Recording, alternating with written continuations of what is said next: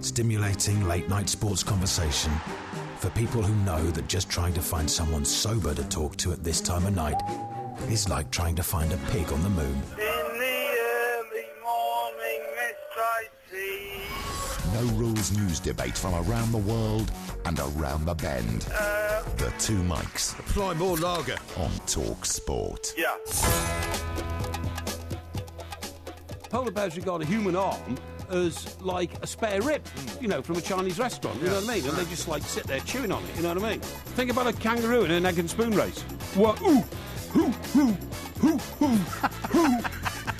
That means, in given language, move away from any low-slung branch, as there's likely to be a snake lurking there. This is Talk Sport. We are the two mics. It's time to say a very good morning and a very warm welcome to Mr. Mike Porky Parry. Very good morning to you, Mr. Parry. Well, yes, good morning to you, Mike, but I don't know about the welcome. I don't know about the welcome. What is it now? Well, you know, every night this week I've said a very nice, warm welcome to you, and every night you've had something to moan about. Well, hang on. In the opener there, you say the world's best TV review. I'm not arguing with that, even though we don't know what's in it. Well, I don't know what's in it. Well, why should you? Why should you know what's in it? Well, when I say we, I mean myself and everybody out there listening. But the people out there don't want to know what's in it because they want it as a surprise. Well, sometimes you don't even know what's in it. I know exactly what's in it, but because I have such a... change of policy this week. No, workable mentality, I can adjust. You know, I'm like shimming in a slalom down a slope. Yeah, and water skiing. Yes, that's right. Yeah, as taught by Valerie Singleton. Yeah. Had a lot of alleged mockery on that today. Some lovely pictures of Valerie Singleton posted actually on Twitter. I thought. Well, she's a lovely woman. Yeah, always has been. And all I would say is that, you know, depending on which way the show goes, I then adjust my TV review when we get to that part of the show to match the circumstances, the mood, and the moment. Okay. Well, do you want to give us a little teaser about what's in it? No. Why not? Why should I? Because that's what you do normally. What do I? Well, not you personally, but I mean, normally what you do is you okay. kind of say, well, coming up later on, we'll be talking about this. Okay, well, let me have a look at my notes. You don't have to do that. Hang on. You don't have to. Hang on. That's not a... Because, I mean... not a bad idea. One of the other things that we're going to talk about coming up later is the Rugby World Cup, which gets underway quite soon. Yes. We're also going to talk about Jeremy Corbyn's Prime Minister's questions, first question time. Yes. I don't know whether you saw that, did you? Pathetic. Well, it was odd, wasn't it? Did you see my tweet? I said what they've done is they've actually adopted the format of Ask Porky.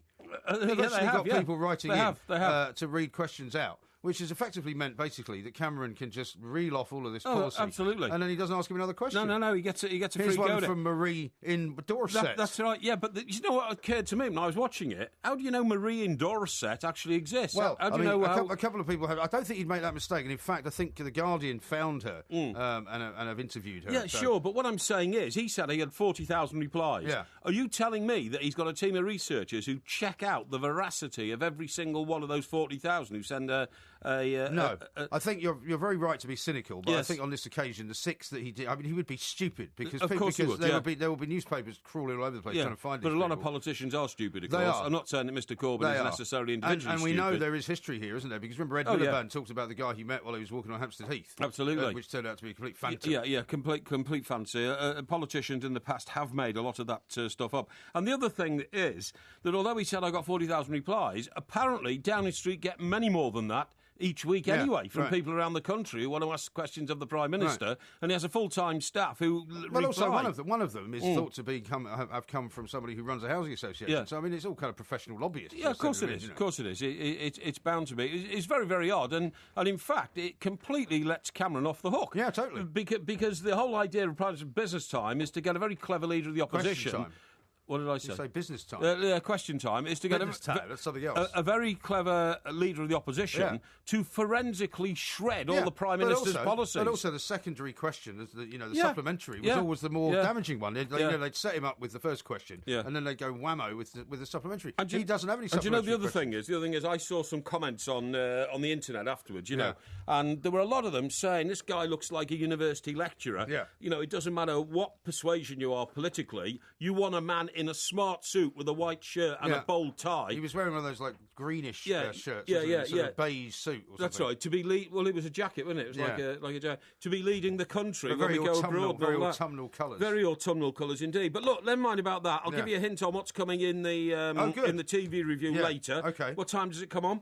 It'll be on around about 3:30, something like 3:30. Yeah. Right. I've just looked at some of my notes on the programmes I've been watching. Yeah. There is a lot of Rogerisation. Is there? A lot of Rogerisation. Last week I promised people Rogerisation because I was going... Lady Chatterley's Lover. I was going to review Lady Chatterley's Lover. When I eventually saw it and found out there was no Rogerisation, I decided to go elsewhere. But there is plenty of old, I'm telling you, the old... Rumpy-pumpy, call it what you want, horizontal exercise, all that kind of stuff. Just wait till I get my hands on you, that kind of thing. You don't want to be smutty, That was one of your lines, wasn't it? What was it? Well, you said it. I can't remember who it was that you were talking about. Yeah? But it was something that you apparently said to some young lady. Just wait till I get my hands on you. I don't think it was. Wasn't it? It was. Hang on, no, wasn't it? You admitted it. No, it wasn't. Wasn't it something to do with... I know what it was. What was it? It was Tracy in Coronation Street. Oh, yeah. And you won't believe this, Mike. Well, before she was fingered. But in an episode this week, I said she's going to get fingered soon. Yeah. She has been fingered. Has she? She ended up in an episode earlier this week, getting in the back of a police car. Oh, dear. Being taken away on suspicion of murder. She's not a nice person, I'm telling you. Doesn't sound good. We should be talking football. Now, let's get back to football, because... did you see that fantastic goal, by the way, which was scored last night in the Roma-Barcelona game? Have you seen it? One of the greatest goals. Came from about the halfway line, didn't it? Well, it was worse. It was better than one of those halfway line goals, because the guy was practically out of play. Yes, he was. He was on the touchline. I know. 60 yards from the goal. Yeah. He's right back, Alessandro Florenzi. Yeah. And he just whacked it and went right in the back left-hand corner. Yeah, Tremendous goal. One of the goals of the season, I would say. Yeah. Why are we talking about that tonight? If it happened last night. Why are you 24 hours behind the times? It happened last night because today is now Thursday. Oh, I see what you mean. I refer to Wednesday night as last night. I realise you have trouble trying to keep up with the blood moon is obviously No. You heard about the blood moon, by the way. The blood moon, I've heard about that, yeah. Mind you, I'm going to talk to you about the weather in the next part of the show because the rain today was biblical. But getting back to the football, right? Have you seen the statistics about how we've performed so far this year in Europe? Have you? Have I seen Have you? The statistics on how we've performed so far this year in Europe? Well, 3 of the teams have lost and one of them's won. So how many points have we got out of the 4 teams? 3. Absolutely. Lowest in Europe, right? Are those the statistics you're quoting at? Right, here. It doesn't sound very complicated. Here, I'll tell you. Spain, who've got 5 teams in the competition. Why have they got 5? Did they win it last year? No, they got 4 as per their quotient that we have. And then they have, as I told you last night, Sevilla qualified because they won the Europa League. Sevilla, that's right, absolutely the team that you haven't heard of. Sevilla, the more oranges in Sevilla than there are footballers. You're going to be eating those words later on because I'm going to tell you that Sevilla are the dark horse.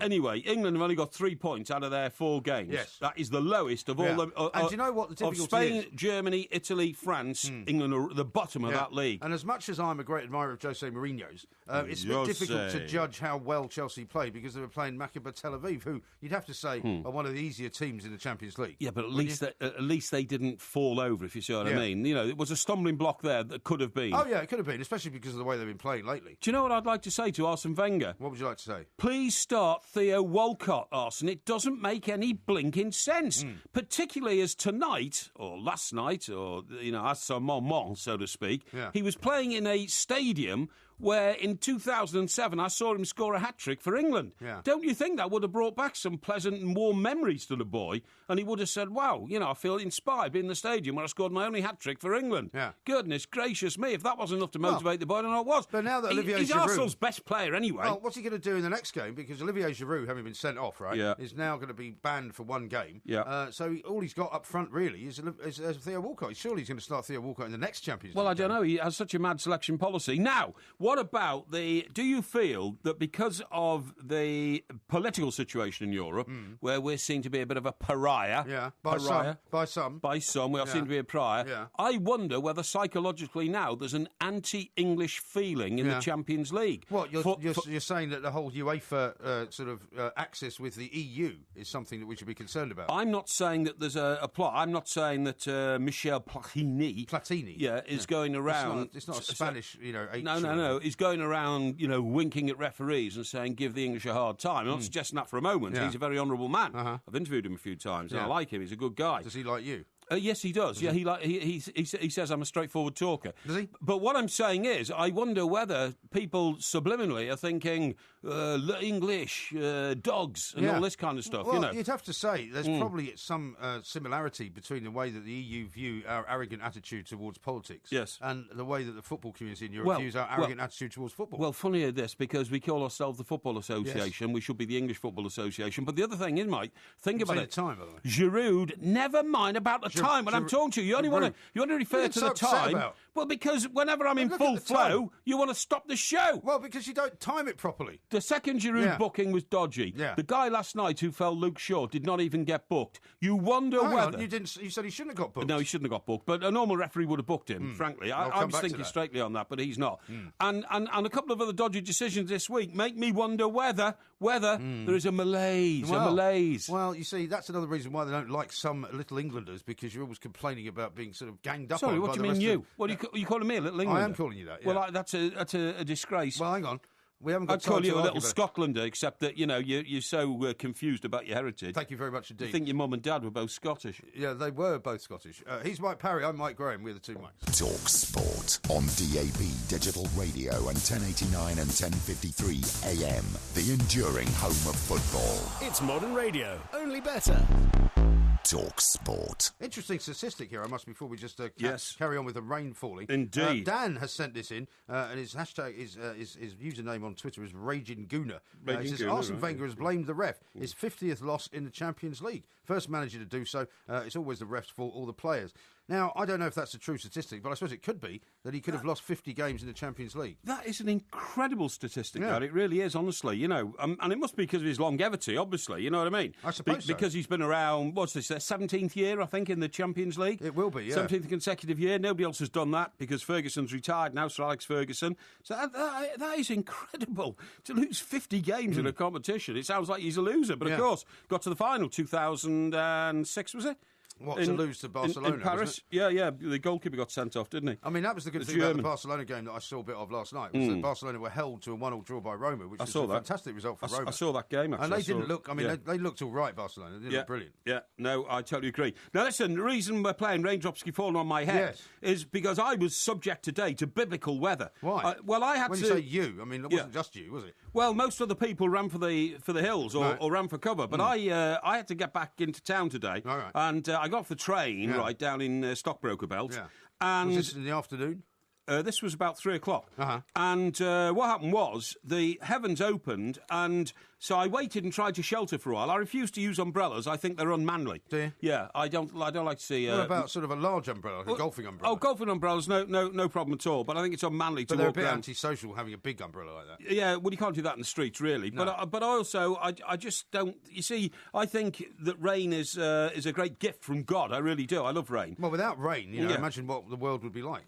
Well, here, let me show you this. What about this? What does that say? Go on, what does that say, that headline there? Worst drought in 500 years leaves California burning. Exactly, that's what I mean. So they haven't got any rain, so they're in trouble. Now, also, anyway, I'll tell you what happened to me in the rain, which was terrible, but I got home and had a look on the old internet. Knee-deep UK flood alert, Storm Henry heads our way. We are going to be drenched over the next few days, OK? Utterly drenched. Now, I got drenched today. I'll tell you how bad it was. I thought we were going to have, the hottest September on record. I mean, that was what they were predicting last week. Well, I don't know. It's so complicated what they tell you these days, isn't it? But let me tell you this, right? The rain was so intense, in the end, I had to break cover and get home. Yeah. Now, I walked for about 7 or 8 minutes. Right. During that time... Probably quite quickly, right?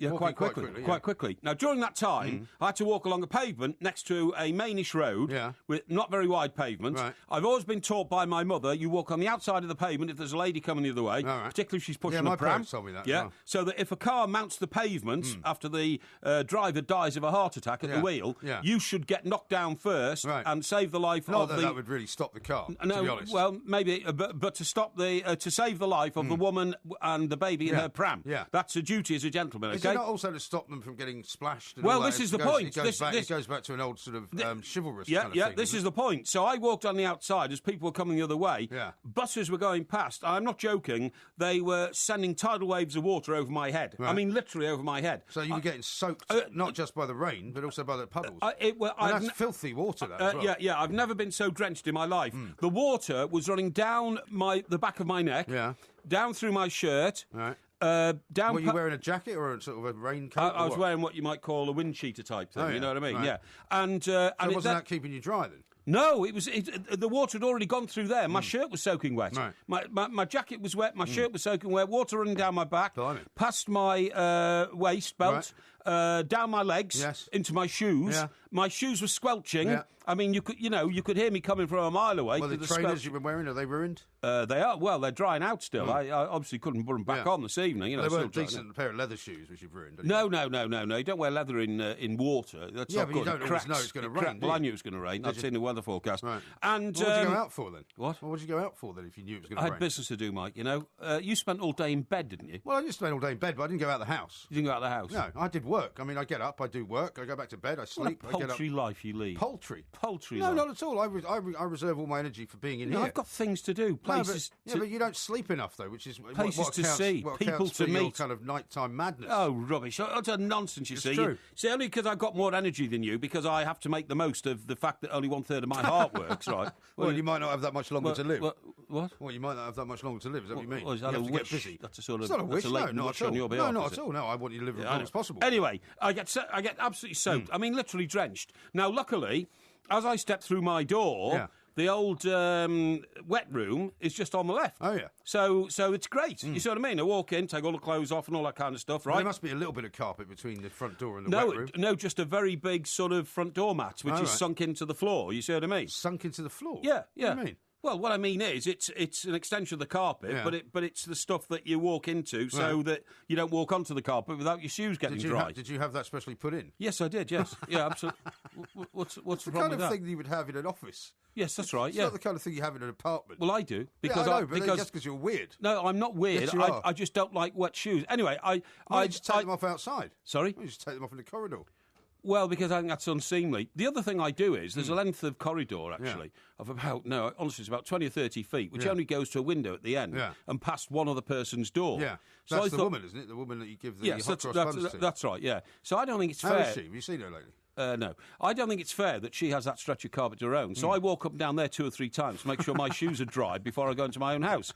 What are you laughing at? Because you insist on using that part of the carpet? Yes, I do, yeah. And you think that's completely normal, don't you? Well, of course it is. I pay massive service charges to live in this block, so does she? Yes, she does, but I mean, she doesn't use the carpet beyond her door, so I use it for her, right. Just to dry my shoes. Oh, okay. But anyway, the point of my story is, I get in there, then I have a brilliant idea as I'm disrobing in the wet room. Yeah. Okay? It's not an image I'd like to think about. No, okay. Guess what's hanging on the radiator? Put there by my housekeeper last time she was around. I don't know, a dressing gown? No, a pair of swimming trunks, which A pair of swimming trunks? Which she'd washed, because she washes... Why was she washing your swimming trunks? Well, because I throw things in different... When was the last time you wore swimming trunks? You haven't been swimming? No, I haven't been swimming. So why would you wear swimming trunks? Because I've got 4 linen baskets in the house, and I put different things in different linen baskets. Yeah, but why would you put swimming trunks in there if you haven't worn them? They've been there from about a month ago, I think. Well, you didn't... What, you went swimming a month ago? No, what I did is, a month ago it was still very hot and all that, and I went out into the roof garden. In swimming trunks? Yes, and sat there. Oh, God. Yeah, why not? God, that's an even worse image than disrobing in the wet room. Anyway. You don't sunbathe, though. No, I wasn't sunbathing, mate. It was just a nice warm day, nice warm breeze. Went out to read the paper on the roof terrace, wore my swimming trunks because I was sitting on my wooden seats and I thought there might be parasites in the seats. What's your problem? The only parasites are the people living in the block of flats who have caused all the damage to your roof. Well, that's not their fault. That's the flat roof and the fact that the lead split. We found that out now. Oh, really? And that's why the roof came in. So it's just the lead, what do you call lead flashing. Lead flashing. Yes, that's right, yeah. But anyway, I had this brilliant idea. It was still... I knew it was still biblical rain because in the wet room there's a Velux window. So the rain literally bouncing off the window. You see what I mean? Right. I thought, right, I've got it. I've always wanted to do this. I'm going to do it. I put on the swimming trunks, put a T-shirt on, went out into the roof garden with a bottle of shampoo, and I washed my hair in the rain. Like a rain shower? Yeah. How about that? Like the girl in the advert. Oh, was there a girl in an advert that does that? There's a girl in the advert, that shampoo. I can't remember what it's called. I don't know that, yeah. Where it's called L'Oreal? The big O or something. Yeah, it's L'Oreal, but she's pretending to have an orgasm. She's washing her hair in the rain. Is it David's L'Oreal because I'm worth it? Because I'm worth it. Yeah, you could have tried that, actually. Yeah, well, I should have done, because I'm worth it. Yeah, I hope those people across the road with the dodgy cat weren't looking at you. No, they weren't, no. And I tell you what, it was an experience. I don't think that works in real life, does it? Yeah, it does work. Yeah, look at my hair now. Looks great, doesn't it? All fluffy. Well, it looks as useless as it usually does. Oh, really? Yeah, my hair's useless, is it, compared to yours? There's not much of it, right? And that's ridiculous. Of course there is. There's plenty of it. There's hardly any of it from coming the out front. The top of your it looks head. like there's plenty of it. Well, from the front it does. Yeah, but, that's what I'm it's not saying. really growing out the top. Well, people don't walk around straight at the back of your head, do they? Look at your face on the front. Did you condition it as well? No, I didn't. I just washed. But honestly, I thought. Did you honestly get all the soap out? I got all the soap out. I wouldn't have done it if I hadn't got the soap out because, again, something my mum told me when I was little, if you don't rinse your hair properly, you get dandruff. Yeah, it's true. So I made absolutely sure. And no, but what I'm saying is, was the rain heavy enough for long enough it was, for you to do that? It was, honest to God. That must have looked like quite a sight. I couldn't believe it. And I knew it was working because all the you should have taken a picture of it. Well, how could I do that? It was pouring down with rain. I'd damage the camera, wouldn't I? But all the soap bubbles were going onto the floor and then being washed away and, into the old water butt and all that kind of stuff. So how did you prevent your wetness when you came back in from the roof garden? Have you got another one of those pits that you walk on? No, it goes... There is a door from there into the kitchen, and the kitchen floor is made of vinyl. Oh, right. You see what I mean? That could be slippery, though. No, it wasn't. No, because I held my balance. Didn't you have indoor slippers to put on? Yes, I did. I did, actually, as I stepped through the door. There is a big door mat there. There are 2 doors, then? Yeah, there's 2 doors, yeah. 2 doors to the roof garden? Yes. Wow. Yes. It must be bigger than it looks. Actually, there's 3, because one... the spare bedroom, that's a sliding door out onto the roof garden as well. The spare bedroom? Spare bedroom. That's the locked one, isn't it? No, it's not. There's no locked rooms in my house, honestly. You get confused. You first accused me of having a locked room in my other place down on the coast. Isn't that where it is? No. I was in Stockbroker Belt today. But anyway, the point is it worked, and it was brilliant. Yeah. And did you feel much better for it? I feel beatific now. I do. Beatific? Yeah, I do. Yeah, because to me... well, I hope it's going to make you feel a little bit less kind of, belligerent towards me. The elements, I was living in the elements. I was living like caveman, really. But I suppose... Because that's how they would have... They didn't have shampoo, though, did they? Well, no, but they would have had, like, animal grease and all that kind of stuff, wouldn't they? Well, they would have done. And I'm not sure if that's what they used. Well, I'm sure they would, because I bet you that's the only way they could shower when it rained. Yeah. And they'd go out in the rain, and I felt absolutely biblical, honestly. I thought it was marvellous, but the rain was really pouring down. Thank God I've got a great drainage system in the roof garden, otherwise it could have been trouble. I didn't have to suffer any of it, because I just watched it from inside the comfort of my own home. I think your lifestyle's pathetic, I know honestly. you do, but you'd love to be me, wouldn't you? Unless you can go out for, pursuing Rogerisation or bladderation. Well, you could stay in for that. Yes, but I mean, you go on the prowl and all that kind of stuff. You're not interested in going out. I think it's pretty despicable. Thank you very much indeed. Mike Porky Parry washed his hair in the rain. Yeah, I did. Is there anything else that you could imagine that could be more No, it was. wonderful? It was wonderful. It was a wonderful experience. I just said wonderful. And purest water you can find in the world is rainwater. Probably not in Surrey, though. But, it is. I'm telling you, it is. There's no, it's not blighted by pollution or anything. All right. Wonderful. Well, calm down, because coming up, we're going to go over to Zagreb, and we're going to catch up with Neil McClellan, who's the Daily Mirror's football journalist. He's out there covering the Arsenal game. This is Talk Sport. Talk Sport on DAB Digital Radio and 1089 and 1053 AM. Freedom for sport. Can we kick it? Yes, we can. Talk Sport. This is Talk Sport. We are the 2 Mites. There'll be a lot of red whining going on out in Zagreb, I would imagine. It certainly will be. For heaven's sake, Arsenal went out there. They should have won the game. Instead of which they go down to 10 men. They lose it 2-1. Olivier Giroud's going to miss a game. We're told as well that this is the 50th loss for Arsene Wenger in the Champions League. He's the first manager to achieve that particular milestone. Let's go live now to Neil McClellan over in Zagreb. He's from the Daily Mirror. And find out if, 1, that statistic is true, and 2, how Arsene's feeling about it all. Neil, a very good morning to you. Good morning to you. I wish I'd known that stat. We didn't know that earlier on. Well, I'd have used that. Well, to be honest, I'm not. I mean, I've had it tweeted to me by an Arsenal fan, so I'm assuming it's correct because he's been in the Champions League and he's been, manager of Arsenal for such a long time. I'm also told the second stat that I've got here from somebody says that Arsenal have actually won more games in the Champions League than any other team without winning the trophy. Yeah, I can believe that. Yeah. So what went wrong? It was a bizarre match because after 20 minutes tonight, you'd have said it was just a matter of you'd have thought how many Arsenal are going to score. Giroud gets himself, the first goal, Giroud gets himself sent off. Midway through the second half, it looked like it could actually be a bit of a doing for them. And then when Walcott came on, they actually picked it up and they were much better the last 10 minutes. But any way you look at it, it was a poor defeat against a team, as you say, they should be beating in the Champions League. Yeah, Neil, I don't understand why Arsene Wenger doesn't start Thur Walcott in every game, but tonight you're in a stadium where Thur Walcott scored a hat-trick for England.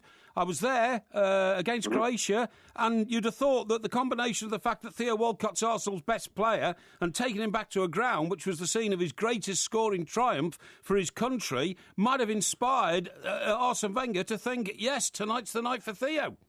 Yeah, there are 2 factors there. 1, he started with Giroud, and 2, he didn't pick Walcott. And as you say, when Walcott came on, he did make a difference, even when they had 10 men. He always does. His movement was really good, scored a nice goal, could have got another one, he could have rescued something which would have been quite extraordinary at the end. And the other, alongside with that, was Giroud, who missed a couple of chances before his sending off. Yeah. And the game, as I said, the game could and should have been wrapped up after 20 minutes. And then when he went off, they were right up against it. So, yeah, there were the two edges to that. Yeah, and certainly looking at back, it was a poor decision. Yeah, very poor decision. But and also, not the only one. What's also looking like a poor decision was and a lot of Arsenal fans have been questioning this already, is why did he change so many players from a reasonably successful Premier League team? Yes, they played Chelsea at the weekend, but at the end of the day, why change the goalkeeper? Why rest Peter Cech after 5 games? Cech's one of the most experienced goalkeepers in Europe. Yeah, I think the issue is this was, I mean, they've got a lot of big games coming up, but this game, well, last night now, was a big game in the context of the Champions League. If they'd have won that tonight, then they've got Dynamo at home and Olympiacos at home. You'd have thought they'd be pretty much through. And Bayern Munich, you'd assume that all the teams are going to struggle against them. It was a big game. And as you say, it was important to get something. He's made 6 changes tonight. You could argue with, some of them, the players that Ospina wouldn't blame him for the goals, even though Cech may have made a difference. The fullbacks, Debuchy, I thought, was poor tonight. Arteta was poor. Basically, the long and short of it, he's made 6 changes, and the squad isn't as good as clearly as he thinks it is. So these players coming in have dropped the level of the team tonight. There were 1 or 2 players that were really struggling out there, and it did affect the performance. Now, Neil, we've just been looking at the record of English clubs in Europe this week. Obviously, that's last night and tonight. Yep. And it's so poor. 3 points out of 12 for the England teams. 4 England teams, 4 games, only 1 victory. Bottom of the league of major European countries, Spain, Italy, France and Germany. What has gone wrong with English clubs in Europe? Yeah, I mean, it's not just this year. It's a continuation of what's been happening over the last couple of years as well, isn't it? Yes. The big thing is that you can't buy success. I mean, that's the long and short of it. And the money that's been spent, I think Franz Beckenbauer was pointing out in Bild today that English clubs have got a lot of money, but they don't buy the top players. No, you've been saying that for a while, actually. I have been saying that for a while. Yeah, I mean, they don't come here. Lionel Messi's not going to come here. Ronaldo was here but left for some unknown reason. We're not seen as the cultural centre of football in Europe, are we? Yeah, that's totally right. So the Thomas Muller, etc., Paul Pogba, other players that you'd think are game-changing players, if you like. And there's a combination of that. Just think the culture, the organisation, the tactics of the Premier League. It's so exciting to watch week in, week out. The ball flows, the ebb and flow in the game that's not as suitable. We've seen that with the international team for the last few years. I think it's similar in the Champions League now. Well, that is the thing. I mean, people will also say, and Arsene Wenger, I don't know what his demeanour was after the game. You can probably tell us in a moment, Neil. That Arsenal should get through. Bayern Munich's obviously in the group. They won 3-0 against Olympiacos. But I mean, there's no guarantee for Arsenal on this one, is there? I suspect Olympiacos perhaps are not are the bad team in the group. But I mean, if Dynamo Zagreb get and a couple of decent results, a couple of draws, maybe it might be that Arsenal don't make it into the knockout stage. There's certainly no room for error now. Remember last year they also lost their first match, but that was at Borussia Dortmund, and you sort of factor that in if you're playing that sort of not acceptable result, but that when you're trying to calculate which points you're going to get from which games, you'd say you accept that in the calculation. Now, if they were to, if they might have to go, Olympiacos have traditionally gone there. They've gone a few times before and lost, and not needed a result, and it could go right down to the 6th game in December, then needing to go there, at least get a draw, maybe get a win, depending on. So they need to win their 2 home games against Dino Zagreb and then Olympiacos, and then get what you can from Munich. Right. And then if that sees them on 7 points, they might have to go to Olympiacos and win. Just to explore that point, Neil, you've just made about the cultural centre of Europe we were talking about. I don't get how the Premier League is still so distinctive, bearing in mind that over half the players are foreign, and of that number mostly continental. And the managers are foreign. Arsene Wenger's foreign. Jose Mourinho is foreign. Louis van Gaal is foreign. So why haven't they... Manuel Pellegrini is foreign. Why haven't they imported the continental thinking to this country? Who is it in this country, in the English Premier League, who is still dictating the very fast and raucous pace of the game that you've just referred to? Yeah, it's a good question. I mean, there are several things. I think it's a cultural thing, just the way we play it all the way through, and that's an expectation from the crowd. The crowd, I'm not sure if English crowds would be happy to see the ball knocked around the back four like that's a good point.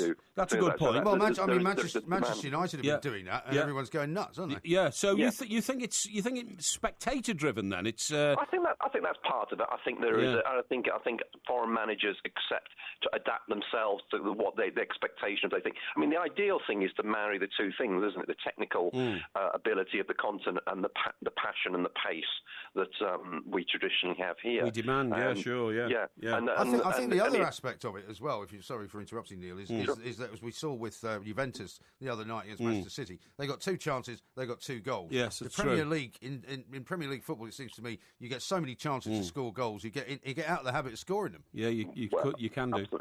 Go back to Giroud again tonight, and Arsenal are not going to win the Champions League with Olivier Giroud playing in front. The point's been made before, certainly after the Monaco game last year when he did, and it was the same old story. Arsenal have gone back into the Champions League this year with the same team, except with signing Petr Cech, who didn't play tonight. So they're not going to make much more progress. Yeah, that's absolutely right.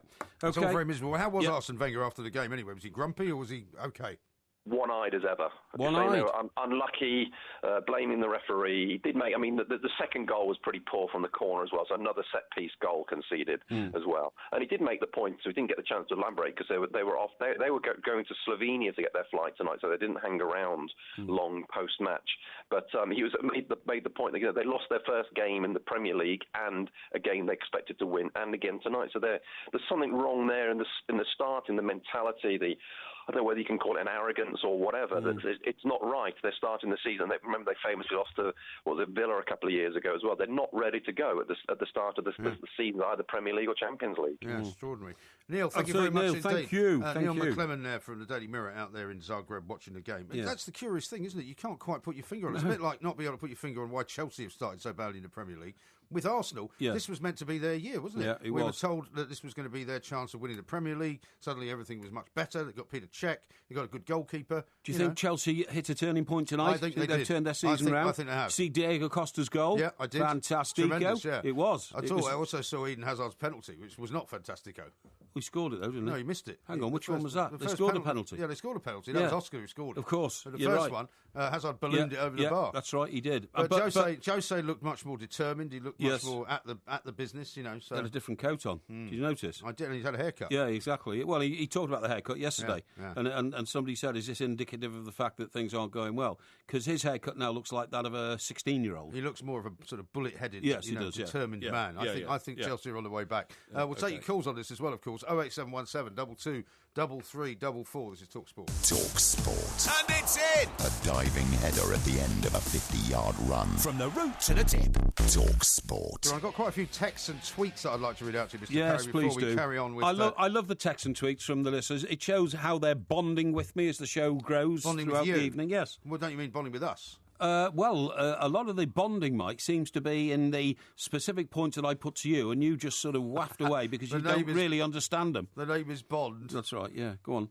Mike Bond. Jerry says this: I think the blood moon is messing with Porky's melon. Horrific visions of Porky disrobing. # have you seen the time?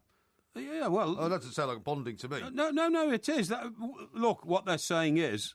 Good old Porky, he tried something new. He went out and had a shower in the rain. Yeah. What's wrong with that? Let me give you some more examples. Yeah, go on. Steve says, Speedo alert, Porky arrested for rooftop budgie smuggler meets Timotai girl incident. No, they're very baggy ones. Timotai was that advert I was telling you about. Which one? The shampoo ad where the girl's like, fine. In what looks like the Amazon. Right. Now, here's one from William who says, Porky's logic is so illogical, it makes it logical. If that's not illogical, I'm now completely lost. Which particular theory of mine is he talking about? I don't know. I think just in general. Okay. Here's one from Woodenhead who says, I hope the shampoo Parry used didn't contain palm oil. No, it didn't. That was after you supposedly that's a shocking story. You're going to throw everything out, aren't you? That was Lulu, the orangutan, who was drowned by the villagers after she came out of the jungle because the jungle had been knocked down. She had no habitat. She went looking for food for her baby, and they drowned her in the lake. I was nearly in tears when I read that. Yeah, well... I nearly am in tears thinking about it. It's terrible. You're so compassionate, aren't you? But now, we've had a tweet here from the Hen and Chickens. Oh, really? Who are actually going to be hosting us at the end of next week. A week on DVD Friday. filming episode. Yeah. It's all sold out, I'm afraid, if you want to get tickets. But we'll be doing doing more shows. We're doing one at Birmingham and Glasgow. They say, evening, lads, loving the image of Porky's rooftop shower. Oh, lovely, good. They're still up and about then. Yeah. That's excellent. Well, of course, it's a great place. It's a theatre bar. Love it there. And it goes on a lot. Can I just interject there and tell you that I have a plan to go to Uganda talking about... What's your problem? Why do you want to go there? Well, because I'm about to tell you, because I told you... You're going to help Mugabe with his speech writing? No. Mugabe, that's in Zimbabwe. Oh, sorry. No, will you just get your head straight, will you? Sorry, somebody sent me a terrible picture which I've had to every time I come up with a new theory, you just think of a way to mock it.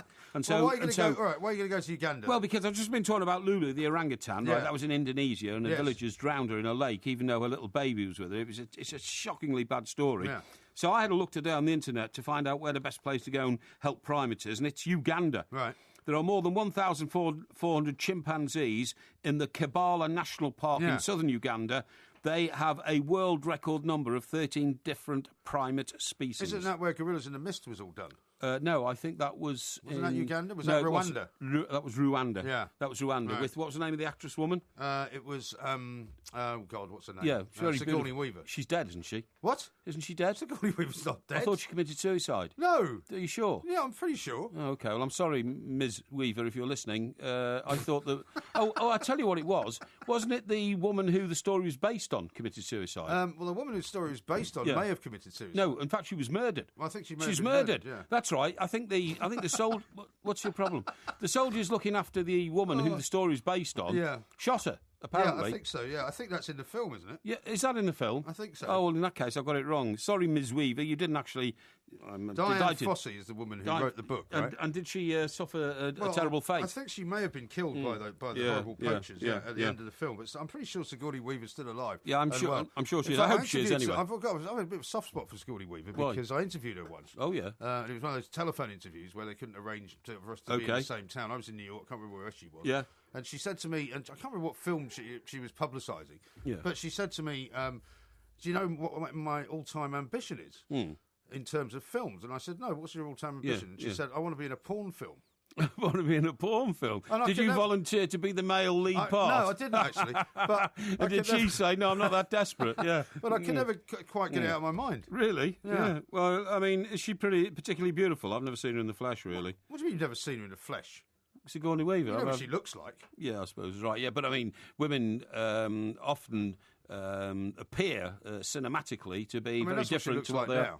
Yeah, well, she looks beautiful, I think. Oh, she does. Great. That's what she used to look like. Yeah. Well, it's still good. That's what she looked like in Alien. Alien. I didn't like Alien. Did you? Yeah, I thought it was great. Is that the one where the alien beast clamped itself on the face of that English guy? Yeah, that's right. What was his name? John Hurt, wasn't it? John Hurt, that's right. Yeah, that was terribly frightening. No, I didn't like that at all. And there she is. That's quite a nice picture of her. Yeah, indeed. Anyway, as far as I know, she's never fulfilled that particular ambition. That's right. Now, listen, you were talking to me in the break about bladderation. Yes. Why is this? Because I've got a new idea for you. Yeah, go on. There's some new... You know how, sometimes you go out and you might have a couple of beers. Yeah. I tend to drink... You really are just a beer or a wine man, aren't you? You don't really drink much else.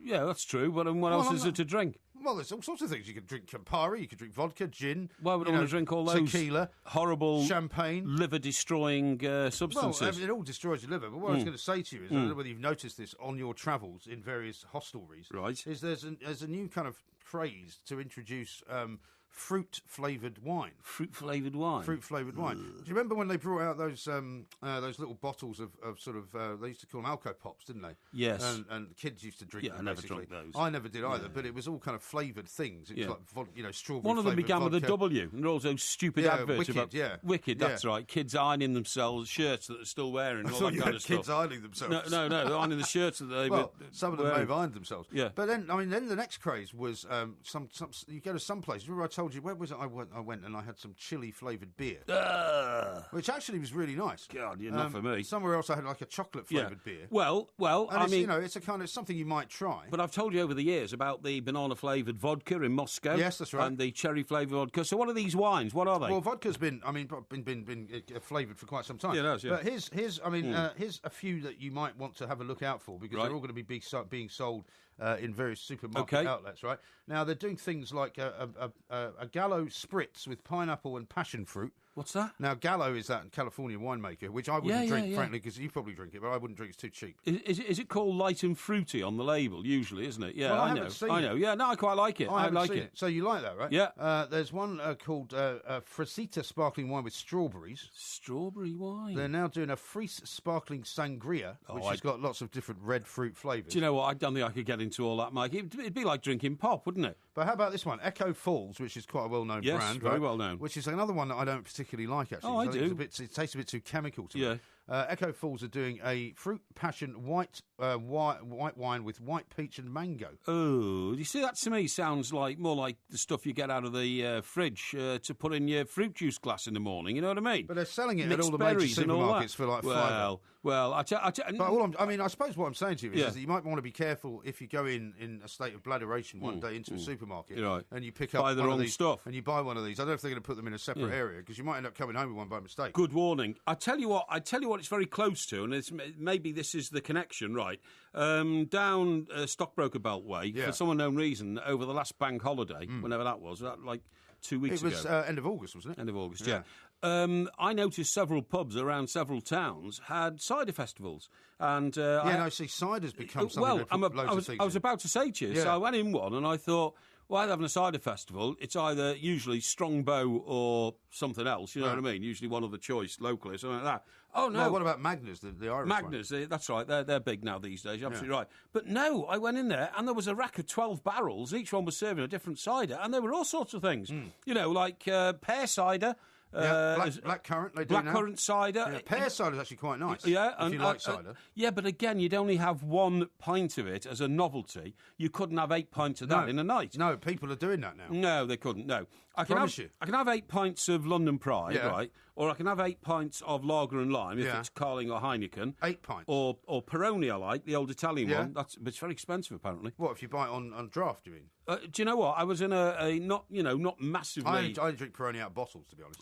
Well, funny enough, so does Mr. Brazil. Yeah. When we've had I'm seeing Al tomorrow. We're doing a bit of a job together. I meant to mention to you. I mentioned it to him this morning because the first thing he said when he came in just before my show ended was to say, by the way, that was a red card offence. The Luke Shaw tackle. Yes. And I said, well, don't forget to mention it to Porky because Porky last night said to me that he didn't think it was. Yeah. And then we had a conversation when I was doing the pay per view with him this morning. I said it was never a red card. It wasn't even a yellow card. But no, the point is, you're absolutely right. Normally when we finish, we go for a couple of sherbets and something, and Al always drinks bottles of Peroni. Yeah. Now, I don't mind the draft Peroni with a splash of lime in it. Very nice indeed. Very refreshing in my view. Very, very nice lager. I didn't realise the Italians could produce such nice beer, but they do. Italian beer is very nice. Very nice indeed. But the point of my story is, in not a great pub down in Old Stockbroker Belt, I would pay something like, what is it, about £4 for a pint of beer. Right. And about £4.30 or something for a pint of Heineken or Carling. Yeah. But the Peroni was £5.80. Was it? Yeah, apparently it's they said, it's the most expensive drink we've got. I don't know. Maybe because it's imported or something like that. See, because I'm not a massive fan of drinking pints of lager, so I wouldn't know that. Yeah, well, I think it's very refreshing in the summer, the lager. And but I couldn't possibly drink something as fruity and sort of convoluted as 8 pints of pear cider or 2 bottles of your very strangely flavoured wine, strawberry wine. It'd make me sick. Yeah, I mean, I don't mind drinking things that if you want deliberately to have like a fruity sort of cocktail drink, that's fine. I totally agree. I don't want to mix it with wine. No, I totally agree. I don't really want to mix it with beer.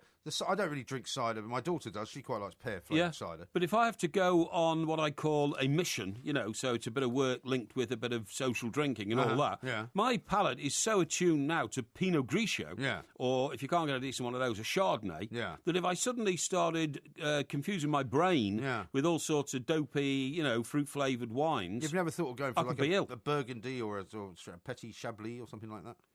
Or a white Rioja? I'm not a fan of any of those. I stick to what I like. Now, I remember once going out with David Davis, who is from the FA, used to be the executive director and all that. In fact, he's doing very well these days, David. Is he? I keep reading in the papers that he's, a consultant for this lot, a consultant for that lot. Still in the football business, or yeah, not? Yeah, over in Switzerland with FIFA and all this kind of stuff. He's a very able man.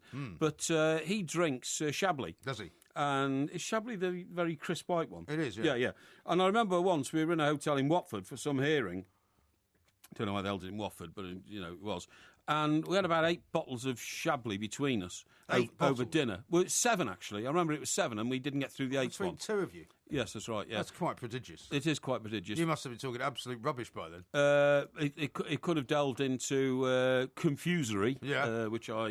Plankery, possibly. Yeah, maybe. And I have to say, it didn't do me any good the next day. So I've been off Chablis ever since. Yeah. Yeah. You mean you've been off Chablis ever since? Yeah, I have, yeah. Not on it? No. Well, that's what I said. I've been off Chablis ever since. You said you've been on it ever since. No, I said I've been off it ever since. Okay. See, that's your problem. You're a bit deaf, and even now when I think of Chablis, and I have a vision of David Davis of a hotel in Watford. Yeah, I'm not surprised. Now, coming up in the next hour, we're going to be talking about a great many things, including, I don't know whether you saw this story, Mr. Parry, somebody at Celtic who's had a letter sent to them asking them to tidy up their personal hygiene. Yeah, I saw that headline, but I didn't get into it, and I don't really want to. I don't like stories like that. No, I know you don't. I don't like talking about people who have BO, because I don't want to be anywhere. I don't want to be within 100 miles of somebody who's got BO. Do you want me to read you the letter? No, well... Dear supporter, it says, we have been contacted recently by fans within the section regarding personal hygiene issues, disgusting, which are impacting on the enjoyment of some supporters. Yeah. We would therefore like to ask everyone to please ensure that the enjoyment of your fellow supporters is not impacted, and that everyone within the area maintains an acceptable standard of personal hygiene. Good God, that's Yours disgusting. Sincerely, John Paul Taylor, supporter liaison officer. Yeah. I don't know what it could be about. Well, I don't know, the guy must not wash or something, I suppose. I don't Sounds- know. But I don't want to get into that. It sounds revolting to me. It does sound revolting. Revolting. We'll talk sort about of boxes I go into at football grounds are full of very sweet-smelling people. Really? Fragrant. Until you Fragrant. Fragrant people. That's very nice, isn't it? That's very nice. Gorgie Tiger. Here's one from Gorgie Tiger, right? Yeah. The thought of Porky, a.k.a. Tricky Dicker, and his budgie smugglers is the stuff of nightmares. No, they're very baggy, actually, my swimming trunks. Literally, they come down to the knees. They're baggy. Got 2 pockets in them, because I like to carry things around in my swimming trunks. Yeah. Well, Why? Like what? Well, I like a handkerchief. A handkerchief? Always carry a handkerchief. In your swimming trunks? I do, yeah. So you can blow your nose when you're in the water? Yes, that's absolutely right, yeah. Well, when water's coursing through your nose and your ears and all that kind of stuff, you should have a handkerchief. But it'll be soaking wet. Doesn't matter, does it? It's still a handkerchief. Unbelievable. If you're wet, your handkerchief's going to be just wet. Blow your nose in the water. Oh, how disgusting are you? Hey? Huh? That's what you do in the sea. I don't know why people find this extraordinary. Doesn't everybody have handkerchief in their swimming trunks? No. Well, they should do. Most people don't have anything like the kind of stuff that you have. Well, they should do. Including a bloody great sort of pit behind the front door so people can't make any wetness on the carpet. This is Talk Sport. Something wrong with you. Coming up, it's very nearly 2 o'clock in the morning, and it's time for the news and sports headlines with Ben Fletcher. Thanks, Mike. Good morning. Up to 300 people required medical assistance after Hungarian police fired tear gas at migrants trying to break through the border with Serbia. A former Hungarian Prime Minister says the behaviour of the officers was outrageous. Meanwhile, the Home Secretary says the UK is preparing to welcome the first of 20,000 Syrian refugees onto British shores. MPs have been told that the UK's legal authority should follow the money to step up action against anyone who may have been part of the FIFA corruption scandal. The Culture Select Committee began its parliamentary inquiry yesterday into how Britain can play its part in a global crackdown on corruption. Tsunami alerts are in place for large parts of South America's Pacific coast after a powerful earthquake struck off Chile. The US Geological Survey says the 8.3 magnitude tremor had a depth of just over 5 miles. Large waves caused by the earthquake are hitting the Chilean coast, with a 10-foot high wave reported north of the capital, Santiago. More than half of all complaints to water companies are about bills. The watchdog, the Consumer Council for Water, says finance questions account for almost 60% of the 106,000 queries for suppliers last year. That is a total of 13% decrease on the number of complaints over the previous 12 months. Finally, more than a quarter of children say they write a letter at least once a month. A survey of 32,000 under-18s by the National Literacy Trust suggests girls are slightly more likely than boys to put pen to paper. The research also suggests those who write letters are more likely to be better at writing overall. Talk Sport weather. With ATS Euromaster, celebrating 50 years of tyre and vehicle maintenance. Book your MOT online at atseuromaster.co.uk. That heavy rain in southern and central areas will die out during the early hours of the morning, though weather warnings are still in place. Lows of 11 degrees. Talk Sport Sports Update with Sport Magazine. Now available as a free iPad app. Download it today at the Apple Newsstand. As you heard live and in full on TalkSport last night, Arsenal endured a disappointing start to their Champions League campaign. Gunners forward Olivier Giroud was sent off in a 2-1 defeat away to Dinamo Zagreb. A late Theo Walcott goal wasn't quite enough to get Arsene Wenger's side back into the match. It was a much better state of affairs for Chelsea. They put their recent problems well behind them to beat Israeli side Maccabi Tel Aviv by 4-0 at Stamford Bridge. Among the scorers, Diego Costa netting his first Champions League goal for the Blues. Goalkeeper Asmir Begovic told TalkSport the results will help them move forward. Absolutely, just what we needed. I mean, we wanted a good performance, wanted the result first and foremost, and then having a clean sheet as well, so a lot of positives around, and it gives us a good boost before a huge game on Saturday. And boss Jose Mourinho has confirmed that goal scorer Willian will definitely miss that Premier League clash against Arsenal after he limped off with a hamstring injury. There are 3 British sides involved in the opening round of group games in the Europa League this evening. Liverpool aim to recover from back-to-back top-flight defeats as they travel to face Bordeaux in TalkSport's live commentary game. After getting their first Premier League win of the season, Tottenham welcome Azerbaijan champions Karabakh, and Celtic are in the Netherlands to take on Ajax. Queen's Park Rangers are now 8th in the Championship. They moved up one place after twice coming from behind to draw 2-2 at home to Blackburn. The point wasn't quite enough to get the visitors out of the bottom 3, though. Finally, today's racing card at Yarmouth has been abandoned due to an unsafe surface. They will go at Ayr, Chelmsford and Pontefract.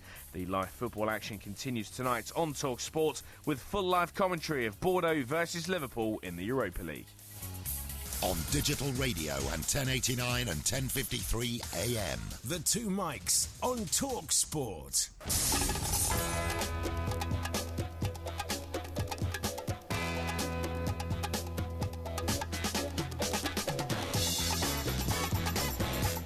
Good morning, I'm Mike Graham, he's Mike Parry. You're listening to the Two Mics, and we're keeping you entertained throughout the night. More embarrassment for the Premier League last night as Arsenal became the 3rd top English team to lose their opening game in Europe. They lost 2-1 to Dinamo Zagreb and managed to get Olivier Giroud sent off into the bargain. Ricardo's corner kick and headed in by Fernandes. It's the second goal for Dinamo Zagreb. And they lead Arsenal by 2-0. They got a corner on the left-hand side. It was floated in by Ricardo, and Junior Fernandes headed it in from close range. Chelsea are the only team now with a win, and a team that looked like doing anything in the Champions League. Is Jose on the way back? I think he might well be. 08717 22 3344. Chelsea take on Arsenal, of course, at the weekend in the Premier League. Coming up later on in the show, it's Porky Vision, of course, the greatest TV review this side of the Milky Way. We'll talk a little bit about the blood moon, which may or may not be affecting Porky, and we'll give you some secrets about what to do when you check into a hotel to make sure the room is as you would like it to be. You're listening to the Two Mics with me, Mike Graham, and Mike Parry on TalkSport.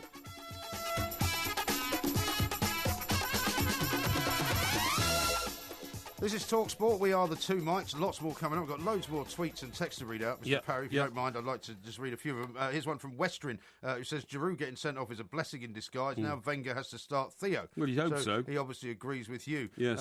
Now, here's one from, what's his name? Sai on the M6. He says, for a few months I've been dreaming about an asteroid hitting my allotment. Today I read about an asteroid hitting the Earth. What's going on? This is all part of these prophecies that have been given out now, aren't they? Well, didn't we talk last night about the fact that within 20 years a comet's going to hit the Earth and smash us all to pieces? Apparently so, and that comes out in a book by a respected scientist, which I referred to last night. However, we have had these scares before, and they haven't manifested themselves. Here's one from Mark at the Hen and Chicken saying, thanks for reading out my tweet earlier. He says, I'm still up and loving the banter, boys. Excellent, Mark. We look forward to seeing you a week on Friday. Can I just remind everybody, please, that unlike previous shows we've had at the Hen and Chickens, we start in that one at 7 o'clock. Yeah. Now, sometimes we do the late house, which is 9:30. Sometimes we do the early house, which is is 7:30. Yeah. But the very purpose... You're sure this isn't too much information? No, it's not too much information because I want people not to miss the show. The very purpose of what we're doing a week on Friday, we are recording the show for a DVD/video, and for that reason, we need to start early to get the guys cleared up early for the second show. Okay. So it is starting at 7 o'clock. Okay, thank you very much indeed. If you haven't got a ticket for it, there aren't any left, I'm afraid. You can always come to the Birmingham Rep on November the 13th, which is a Friday. Provided 13th. The world hasn't ended by then. Yeah, exactly, but it won't have done. Let me read out some of these, please, because I tell you what, you told me about that new wine. Now, Maxwell Silverhammer, it's a great name, that. That was a song, by the way. I don't think it's his real name. No, it's not his real name, but that was a song which John Lennon said, if that goes on the album, I'm out of the group. That was Abbey Road, wasn't it? No, it was... it was Abbey Road. Yeah, you're absolutely right. It was Abbey Road. And anyway, obviously, they broke up soon after. But I don't think it was because of that record. Anyway, Maxwell Silverhammer sends me this. He says, here are Porky, £4.49 in Tesco's, bladderation guaranteed. And he sends me a picture. And you're absolutely right, Mike. These are very colourful, these wines. Yeah. He sent me a picture of Echo Falls, right? 2 bottles of it on the shelf at Tesco with an incredibly colourful label which says... it says fusioned white wine with white peach and mango, natural flavours, 9% volume, and then... 9%? Well, it's not very strong then, is it? Is that not strong for wine? Well, most white wine is around about 11-12%. Is it? Is it? OK. It says 9% volume, and it's got pictures of strawberries and peaches and mangoes on it. So this wouldn't be any good for you, 9%. You wouldn't fancy that. Is that right? But I'll tell you what it might be. I mean, in the summer, maybe, in a hot... Anyway, it's £4.49 a bottle, by the way. Well, that's it should be cheap because it's not very alcoholic. Okay. I mean, sitting in a garden in the summertime, pour that over some ice, it might be quite pleasant, but I don't think I'm getting... Not too much of it, though. No, I wouldn't think so. Here's one from Elliot, who says, Mike Parry's killing off random celebrities. That was your reference no, I'm not. No. I withdrew all that when I realised that I was talking about the wrong person. Go on, sorry. Another one here from Mark the Taxi. I do like some of these names. I think perhaps my name on my Twitter handle is just too boring. Mike Parry 8. Yeah. Is it? Well, Mike Parry 8, yeah, what's wrong with that? What's yours? Mine's IROMG. Oh, Independent Republic of Mike Graham. That's I quite like that. That's quite thoughtful as well. But anyway, Mark the Taxi says, lime in Peroni. Behave yourself. He doesn't like it. Yeah. Joshua says, I'm going on a VIP trip to Newbury Racecourse for work's 70th anniversary on Friday. Do you guys have any tips on a horse? Not particularly. No, but I've got a tip on how to behave in the box. Drink as much free booze from your company as possible. It doesn't come around very often. And leave before you embarrass yourself. Yeah, exactly. Yeah. Try not to steal anything. No, well, why would you steal anything? Well, some people do, because what do you mean? What do they steal? When we went to Paddy Power's box, right? Yeah. And it wasn't about stealing. I forgot to take the goodie bag that that's if they give you a goodie bag, you always lose it. Funny enough, Paddy Power advised me to steal on that occasion. Do you remember? That's right, yeah. Because I said that what I... You wanted one of the things on the table or something. Well, it was a beautiful bottle, it was a wine bottle, which had been treated with a hand-crafted artist who'd painted all sorts of beautiful pictures on it and all that kind of stuff, signalling the occasion that we were at. It was the Paddy Power Gold Cup. Yeah. And it was so lovely, and we were going back on the train, if you remember. That's the train we nearly missed, because I got the times wrong. And I said, Paddy, could I, it's the end of the day now, you're clearing the box, I'll take this. So Paddy shouted to somebody, can I take the box, take the bottle? And well, it was empty. It was empty. I wanted to take it home as a souvenir of the day. And the guy said, no, we've got another day tomorrow. And he said, mate, you can't take it. Surely he would let you take an empty bottle, though. It wasn't a full bottle. No, I'll tell you what it was. It was a table decoration. It was a centrepiece. The centrepiece in the table. Oh, okay. And the guy shouted back, he said, we've got the final day of the meeting tomorrow. And Paddy said, mate, you can't take it, son. You should have just nicked it and got lost. Quite. Yeah. William says, I've never seen a pair of swimming trunks with pockets. Really, William? You haven't lived. I've seen plenty of pairs. I've got plenty of pairs of swimming trunks. Of course you do. I've got about 8 pairs of swimming trunks. And by the way, can I got pockets. Can I just build on the point I made about having a handkerchief in my pocket? Why is that so unusual? I just don't understand that. You don't carry a handkerchief in a pair of swimming trunks because you're going to get them wet. Well, everything's wet when you're in a swimming pool. Well, why would you try and wipe your nose with a wet handkerchief? Look, I don't wish to get into the personal details of it all, but you know full well when you dive into a swimming pool and you come up and occasionally water's rushing round through your ears and your mouth and your nose and all that, and you need to wipe your nose or something like that. Well, so I always wipe it in the water. No, I wouldn't do that. That's disgusting to other people using the swimming pool. Well, and what I'm saying is, you can say, but your hanky's wet. Well, of course it's wet. Everything in a swimming pool is wet. So you put your wet hanky with whatever you've deposited in it from, without wishing to be too graphic. Yes. From the I don't know what you would call it, the sputum or whatever it is that's coming out at you, and you put it back in your pocket in the water. What do you think happens then? No, mate, you don't get. Well, what do you do with it then? It's when you've been under the water and all that kind of stuff. You surface in the water, right? If I then find that I've got a blockage in my nose or something like that, I get out my hanky, right, and then I get out of the swimming pool and I get rid of the hanky. Well, why don't you just leave the hanky out of the swimming pool and then get out of the swimming pool, blow your nose and get back in? I'll tell you why. Why? Because when you climb out of the swimming pool, people watch you climbing out, and if my nose is runny or messy, I don't want it to be seen to be runny or messy. So How bizarre. No, it's not bizarre. It's not bizarre. I just want to make sure that I don't let myself down. So then you get back in the water, you haven't got a hanky with you. I will take another one. How many hankies do you take to the swimming pool? Well, I might have 2 or 3 in my bag. No, I might have 2 or 3 in my bag. I don't see the problem. I don't see the problem at all. Well, I think Neil has seen through it straight away. He says, it sounds like Porky's never come off the Chablis with all the nonsense he churns out. Well, I'm not going to react to that one because that's an insult, and I'm not here to be insulted by some blockhead oaf who can't understand the principle of free speech and in fact, homely and comforting speech. Oh, yeah. Okay? Liam says, for someone who's supposed to have a heart condition, which is serious, Porky loves his drink. I'm beginning to think he's telling fibs. Well, I've mentioned this in the past, Liam, that, given, despite the fact that the doctors have hailed your kind of recovery as a medical miracle. Yes. I mean, I'm astonished that you're able to drink and eat and imbibe and generally having such a lifestyle as you have, considering your heart is meant to be, dodgy. I do it all in moderation. You know that. You know that. I do know that. Me. And a couple of pints of beer a week is not going to collapse your heart. You know what I mean? Yeah. So I wouldn't worry about it. Now, look, I've got one here, which and it says, hang on, I've got one here, and it says, was this the music that you played when you washed your hair on the? I can't find it now. I was going to play it. No, then, you're going to play it here? Yeah. Well, how do you know if you're safe to play? Well, it might not be safe to play. I thought it would be. Hang on, Logic. That was the one you read out. Yeah. Oh, here. Was this Porky soundtrack? Yeah. To the music. Right. Let's see what it is. What are you going to do? You're going to play it off your phone? Yeah. Well, this is going to sound great. Why? Well, it won't sound very good. Let me see. And how do you know what it is anyway? I don't. Well, if there's a picture of a lady singing. Well, how do you know it's going to be, not obscene? Well, it won't be. How do you know? Well, because it's a proper sort of singer artist. Here. Proper singer artist. Who's this lady? You'll recognise her. I can't know. No idea. I don't know why you would wash your hair to this song. Is this not the advert that we were talking about? No idea. No? OK, I'll switch this off. Yeah, good idea.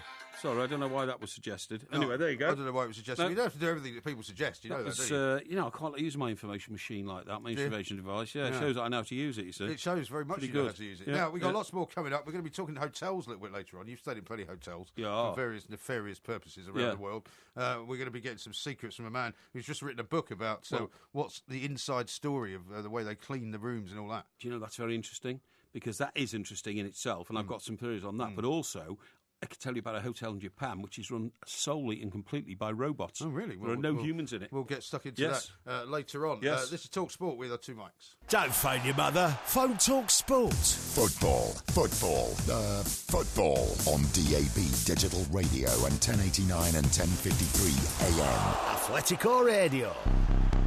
Talk Sport. In Talk Sport, we are the two mics. Coming up in a little while, we'll be talking to Jacob Tomsky, a former hotel worker turned insider, and best-selling author, and his book is called Heads in Beds. We'll find out from him what some of the rather dark secrets of hotels around the world are. Well, do you know what, Mike? I'm delighted he's coming on, because I've been pursuing this for years and years and years. The one thing I won't use in a hotel are those horrible cushions they put on top of your pillows and the bedspread that you were talking about earlier. Yeah. They're never washed or cleaned. No. Now, supposing the person before me had come in and lay down on their bed, they've got lice in their hair or something like that. They're lying on those cushions. They might have even brought a young lady back to the room with them and start, nefarious practices and all that kind of stuff. And they never get washed or anything. Well, I mean, I know that it's not a subject you like to talk about too much because it makes you a bit squeamish, but some of the stuff that I've seen from his book will literally make your hair curl. Oh, you'd never stay in a hotel again. In terms of how often they clean certain parts of the room. I know. Anyway, let me just read a few more tweets out to you. This is a good one from Russ in Birkenhead, apropos the weather. That's my mother's hometown. The only county championship match that hasn't lost any time to bad weather this week has been Lancashire versus Surrey at Old Trafford. Marvellous weather in the northwest since Saturday. That's amazing, that. You know why there's so much rain in Manchester? It's the configuration... Well, he's saying it hasn't rained. No, it hasn't this week, but it has more rain than anywhere else in this country, apart from Aberdeen. Really? And that's because of the configuration of the Pennines, the spine of Britain mountains that are up and down the middle of Lancashire and Yorkshire, and the Irish Sea. Yes, but does it not affect it as well by the way that a lot of the weather tends to travel from the southwest to the sort of northeast, and so it comes across North Wales as well? No. And it's kind of, and before it hits the Pennines, it's hit the mountains of North Wales. No. No? No. Are you sure about that? No, it's to do with the air that meets, that comes leaping over the Pennines, and the weather that comes in from the Irish Sea, from Ireland. Yeah, well... And the Isle of Man. How about this? That's why the Isle of Man, it rains a lot. How about this from Woodenhead? He says, I imagine Mike Parry only drinks beer from this brewing company, and he sent a picture of a brewing company called Planktown. Planktown? Yeah. Sure it's not Plankton, because that's what Woodenhead reminds me of. Here's one from Darren. Porky won't blow his nose in the sea, but will blow it into a hanky in his trunks in the sea. Hashtag plank. No, I'm sorry. It doesn't make any sense. Well, it's just part of my procedure John says, to regulate my life properly. Mike, do you know Mike Parry used to work with David Davis at the FA? It's just he never mentions it. Ha, ha, ha. Oh, I see. They're having a go at me, though. Yeah, I think so. Well, David Davis isn't a particularly famous or important person, is he? Well, he was quite famous at one point, wasn't he? Because during that whole Faria Lam scenario, he was one of those who was supposedly implicated in that, wasn't he? No, he certainly wasn't. Wasn't he? No, he was quite the opposite. Well, but he was in the middle of it all, though. Well, no, the thing is... I'm not saying he was with her. No. Was he not? It was during his time in charge, wasn't it? Faria Lam was David Davis's secretary. That's what I mean. And she used to sit in this desk. Well, so he was right in the middle of it. David had this glass office, right, you know, and he was executive director, I think, at the FA. And I remember going there one time, and I was sitting there. This was in Soho Square, was it? This was in Soho Square, absolutely right. And I was sitting there and talking to David about whatever it was, our old colleagues. And he said, "You seem distracted, Michael. You seem distracted, Michael." And they had glass-walled offices, like a lot of these people have glass-walled offices, and you stare in and you find out they're not actually doing anything. But I said, "Who's that?" And he said, "I see that you've been taken in by young Faria." He said, "Everybody is." And this gorgeous woman was sitting in the middle of the room with long black hair, and the most shapely woman you could imagine. Yeah. And she literally looked like Miss World. She looked like a beauty queen. Yeah. And I thought, golly, And he said, she'd started there about 2 or 3 weeks ago and caused something of a sensation and all that. So it was just before all the stories came out? Yeah, but I think the stories were going on at the time because David sort of hinted to me that Sven, spent a lot more time on that floor now than he ever used to before. Yeah, but he wasn't the only one spending time on that floor. No, he wasn't. No, we better not get into it. We better not get into it. But, one day you'll have to tell all. That's what's going to have to happen. Now, how about this from Michael, who's texted into 81089. He says, if Porky turns up in Uganda, the villagers will probably drown him. Well, that's very nice, isn't it? Hey? I think that's funny. I mean, do you know why I find that offensive on a number of levels? Why? First of all, to make joke about an orangutan being drowned by ignorant villagers. Yeah, okay. It's not their fault. They didn't realise the orangutan was starving because they'd chopped down his trees. They thought he was dangerous. Yeah, no, but they had a little baby with him. I find that offensive on that level. Right. But I find it offensive on a level that somebody would wish physical harm on me as well. That is unfortunate. I think it's a joke, though. It's not meant to be taken seriously. Yeah, well, there's jokes and jokes, in my view. You know what I mean? Now, here's one from Bernadine in Darwin, Lancashire. I'll tell you what, if they did try to drown me, at least I'd have my sewing trunks on me, my hanky in my pocket. Be all set. Yeah. Absolutely, Here's Bernadine says, Mike, the adverts that show the women washing their hair outside in the rain is herbal essence. I think she might be right, actually. Okay, herbal essence, that's good. Yeah. Here's one from someone who doesn't give a name. The new Justice Minister has an honorary doctorate from Porky's Polytechnic. I didn't know about that. From the University of the Trent? Yeah, apparently. The new what minister? The new Justice Minister. I'm not sure who it is. Is it one of the Eagle twins? Could be. Yeah. Could be one of the ladies. Are they from that area, part of the world? I don't know. I mean, listen, you can never tell if somebody comes from that part of the world if they've gone to a university or a college, because they usually come from somewhere else, don't they? Now, here's one from Jen, okay, who says, please can you shout out to Junior from Manchester. He is your biggest fan and listens to you every night and has got me listening to you. Please say hi to Junior. P.S. When are you going to be live in Manchester so we can buy tickets? We'll have to go back to the Lowry in Manchester. Yes, definitely, Sometime next year, Jen, is all I can say. It will be sometime next year. We will enjoy being there. Don't know when. We love the Lowry. We'll stay in that hotel again where they try to charge you £18. I don't think we should breakfast. go back there. No, I don't either. No, I think we should find an alternative establishment. That was a terrible way to end the old weekend on a row over £18 breakfast. I won't pay £18 for breakfast. I went to Wetherspoons and had a much better breakfast for £4.50. Well, maybe you can find a Wetherspoons 2 pints of beer. Wetherspoons hotel up there. Because they've got some, haven't they? I think they have, but I don't know where they are. Now, listen, I want to talk to you about cars. Yeah, OK. And driving. Yeah. First of all, did you know that... Now, I did a bit of research on this after I noticed things. Driving up and down the motorway the other day, I thought, how come there's so many red cars around? Red cars? Because red cars went out of fashion for years and years and years. Did they? Now, red cars are now back in fashion. There's a lot of, small red cars, aren't there? Bright crimson, all that kind of stuff. Do you know it's a sign of the economy going up? When the economy is booming, people order red cars. Yeah. The other coloured car they order is white, and there are definitely a lot of white cars around. Now, I don't normally like white cars, right? Have you never owned a white car? Yes, I have. I had a white Mercedes once. It was a company car. Right. And it was the only one that was available at short notice. Right. So I said, well, when you get company cars, you don't always get to choose the colour. No, that's true. When I first came back to the Express from New York, I had a white Sierra. Right, that's horrible. And well, the thing is, I thought it was the worst car in the world. Right. I turned up on the first job, and all the photographers were like, "Where'd you get that from?" And I'm like, "Well, what do you mean?" It's a 2 litre. And I went, "Well, so what? It's a kind of a crap car. I'm not interested." They were like 1.6 litres, and they were so presumably. jealous because it was a 2 litre. Yeah. It was later written off by my wife in Swiss Cottage. Oh, right, okay, yeah, that's helpful. But anyway. Yeah. But, having said that, right, now I'm getting a new Merc soon, and they sent me a colour chart and all that.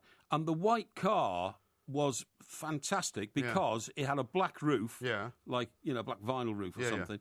And is it retractable or not? Yes, it's retractable. Oh. Yeah, Ooh, and it had black flashes along the wheel arches. Okay. I mean, it looked great. So it's like a sport white and black. Absolutely, looked great. Right. Yeah, but I trouble is, it's very hard to keep it clean. No, I was going to say I couldn't take the risk of having it. I thought no, it's a bit too young for me, so to speak. Yes. So I stuck with the silver and black. Silver and black. Okay. So it's still got a black roof. Oh yes. And the black flashes, but it's silver. Yes, that's right. That's nice. Yeah. I had this amazing colour when I had the first one I bought was diamond black. It was called. And when the shiny black, and when the sun shone on it, it looked like it had a shade of purple almost. Yeah, but you do have to keep them clean as well. You do, yeah. And not only that, do you know what? I had a car like that. If you go right up to it and look at the paint is speckled green and blue and purple and red. It's absolutely speckled, yeah. It's amazing, yeah. Now, the other thing I need to tell you about, right, because this is part of the research I've done. Okay. AA breakdown crews attend 17,000 call-outs a month from drivers who are baffled, literally baffled, by the lights and the dials on their switchboard. Not the switchboard, the dashboard. On their dashboard. Yeah. They can't work it out these days. They don't know what they can't work it out these days. And motorists are getting so confused now that if something comes up on their dashboard, like, for instance, your speedometer used to be just a speedometer. Yeah. It can now have so much information on it. It's like a Formula 1 racing car. And it's got all these little symbols. And little symbols, you're absolutely right, and all that kind of stuff. Also, your computer, which controls your phone and your sat-nav and all that kind of stuff, right? Yeah. That can suddenly change at a moment's notice. Something else comes on. Well, I had an experience like that last weekend. Yeah. I was driving and the Land Rover's got a sat-nav built in, but it's quite an old one. We haven't updated it. Right. And I don't know what this means, and maybe you can tell me or somebody else can tell me. But we were driving up this road, and there was this great big black line all over the route on the sat nav, right? Yeah. And then a kind of a round circle at the end. And my son actually is the guy who knows all about these things. And he says, "Oh, that means the road's closed." And I'm like, well, the road can't be closed. We're driving on it. Yeah. And he's like, no, that's the road closed. And so I'm thinking, do I have to go another way? Is it going to be So did you go to the end of the road? We went to the end of the road. So it wasn't closed? And it wasn't closed. No. Now, what I don't know is whether it's an old sat-nav which is kind of stuck in some moment in time. Or whether it's going to be closed. Or whether it's going to be. I just don't know. No, you don't know. But anyway, look, I've had this before. AA breakdown crews send 17,000 call-outs a month from drivers baffled by unfamiliar symbols and warning lights on their dashboard. High-tech computer systems fitted in new cars are posing serious problems for many motorists who do not know how to react to new instructions which come mostly as symbols and not as words. Bizarre. It is absolutely bizarre. Yeah, well, certainly. I mean, when I had initially the oil warning light came on in my car, do you remember that saga where I put too much oil in? Yes. When it first came up that the oil needed replacing, I wasn't certain that it was the oil because it didn't look like an oil can. No. It was like it looked very similar to the thing I got for coolant being replacing, and I had to look it up in the old handbook to see what it was. Well, you're not alone. Listen to this. The car with the most different number of symbols that can come up on the dashboard is a Bentley, which has 66. 66 different symbols. But the latest Vauxhalls have 51 symbols.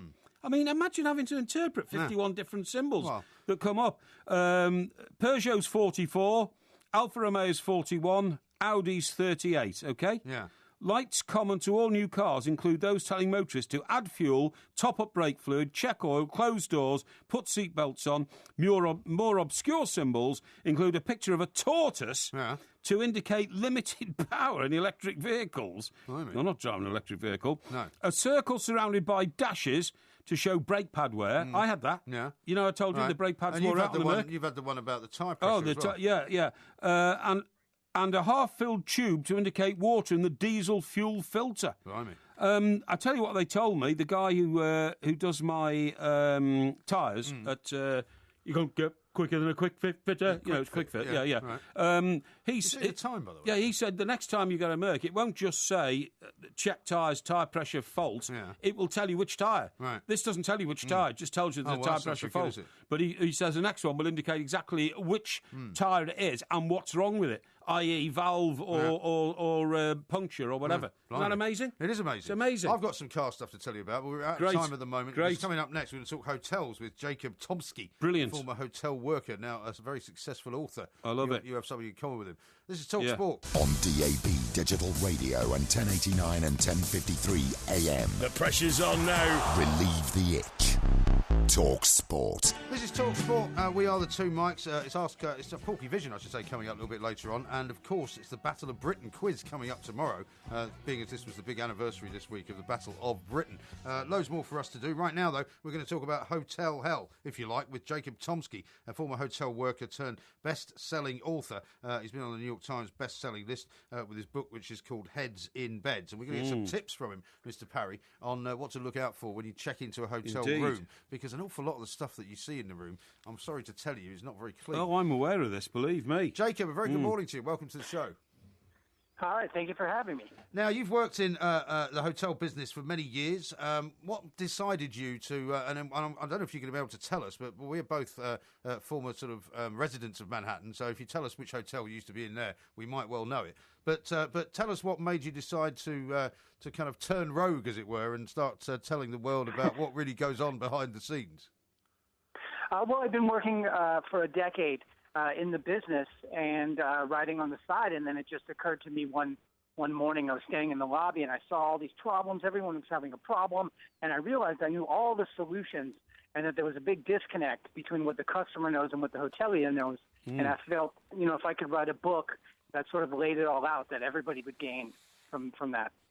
OK, so we're all gaining from it, but what are the very worst secrets that we need to know, Jacob? I mean, for instance, I'm not trying to be smart here, but for years, first thing I've ever done when I go into a hotel bedroom, particularly in a sort of upmarket hotel, is take the cushions off the bed and the bedspread off and throw it into the corner of the room, fearing that it hasn't been cleaned for years, that people have been lying on it with nits in their hair and all sorts of things, and I didn't want all that transferred to me.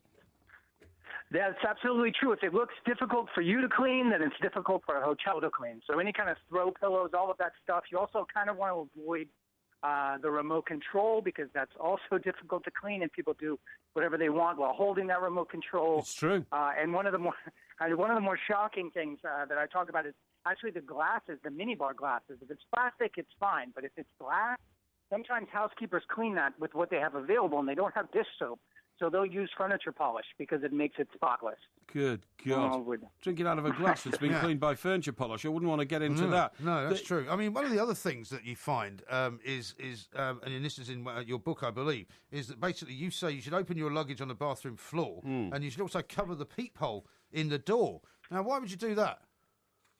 Well, I don't really recommend covering the peephole particularly. I don't think there's anything going on there. You should make sure it's working so that if people knock on the door, look through it and make sure you can see who's there, because that's important. Because hotels they do attract a lot of tourists, and therefore they attract a lot of hustlers and burglars and things like that. Yeah. So it's always good to be able to see out, but I don't think anybody's really trying to look in.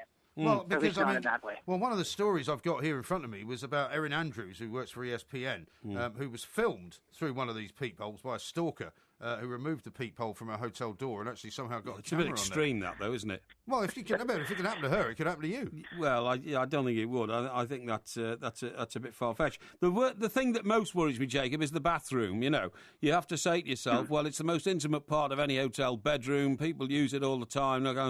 I mean, I sometimes literally go in there and clean it myself before I use it, even if it is sparkling. What do you clean it with? Well, anything, you know, like I carry baby wipes around with me all the time because they're very useful, you know, if you've got chocolate on your hands or something like that. You're a bit kind of obsessive-compulsive. No, but I mean, Jacob, would you recommend people to, if they know they're going to a hotel, take their small, take a small clean-yourself kit to give them peace of mind in the room they're staying in?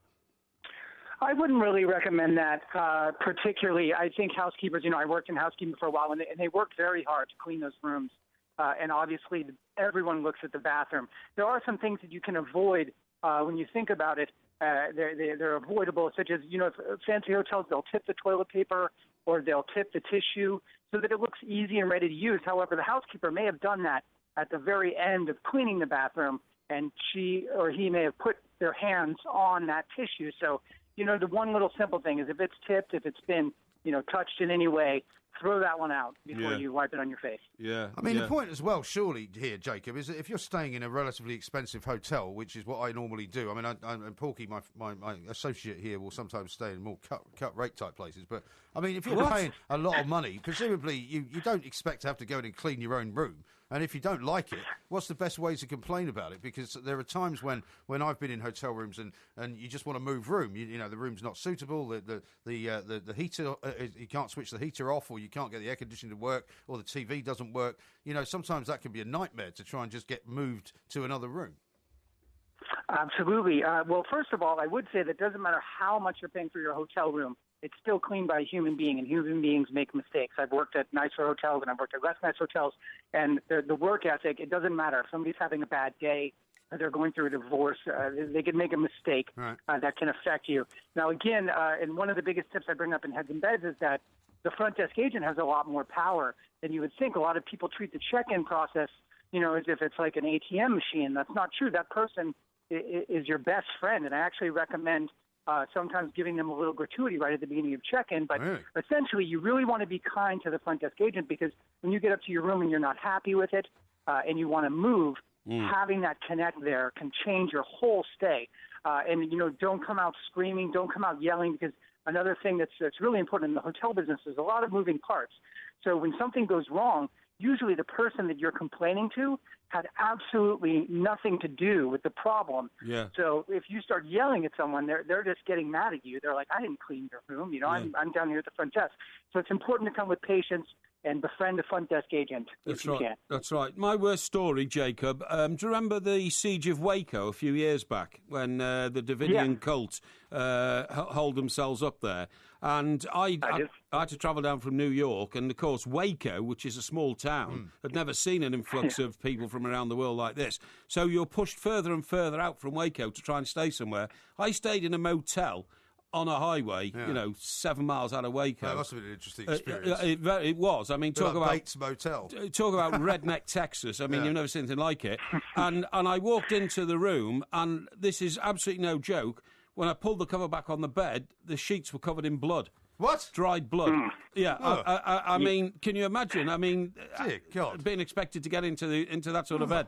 I know. I would have just moved out of the whole place. I did. I didn't even bother going and ask for a refund. I just thought, I'm getting out of here quick. Yeah. The guy who's responsible for blood in his bed might be around. You know what I mean? Right. And just disappeared. But I mean, those sort of horror experiences are becoming more and more commonplace, aren't they? As more and more of us stay in hotels.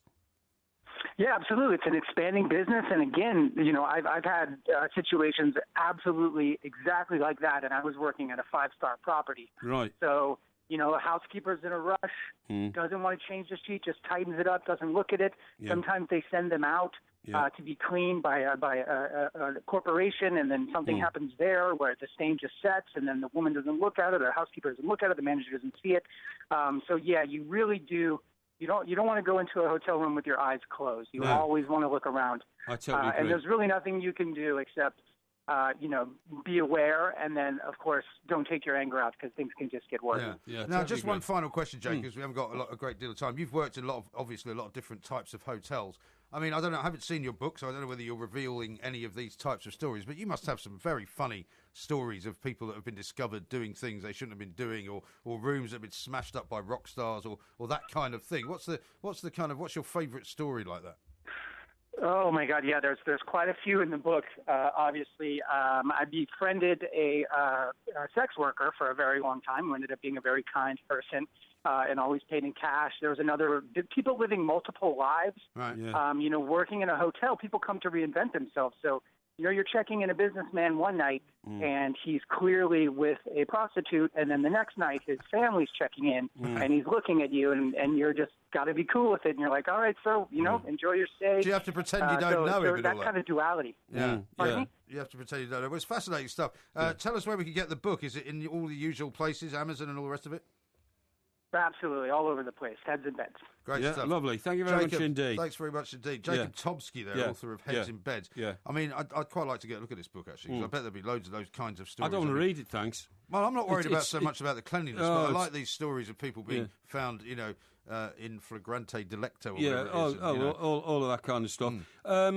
You know what I read about? A hotel in Japan, which is now completely run by robots. Oh, yeah, tell us about that, but hold on to it for a moment. Because we're out of time right now. Look into the light. I'm not quite sure about this red moon. We're going to talk about that a little bit later on as well. This is Talk Sport. On digital radio and 1089 and 1053 AM. Talk Sport. If you want my future...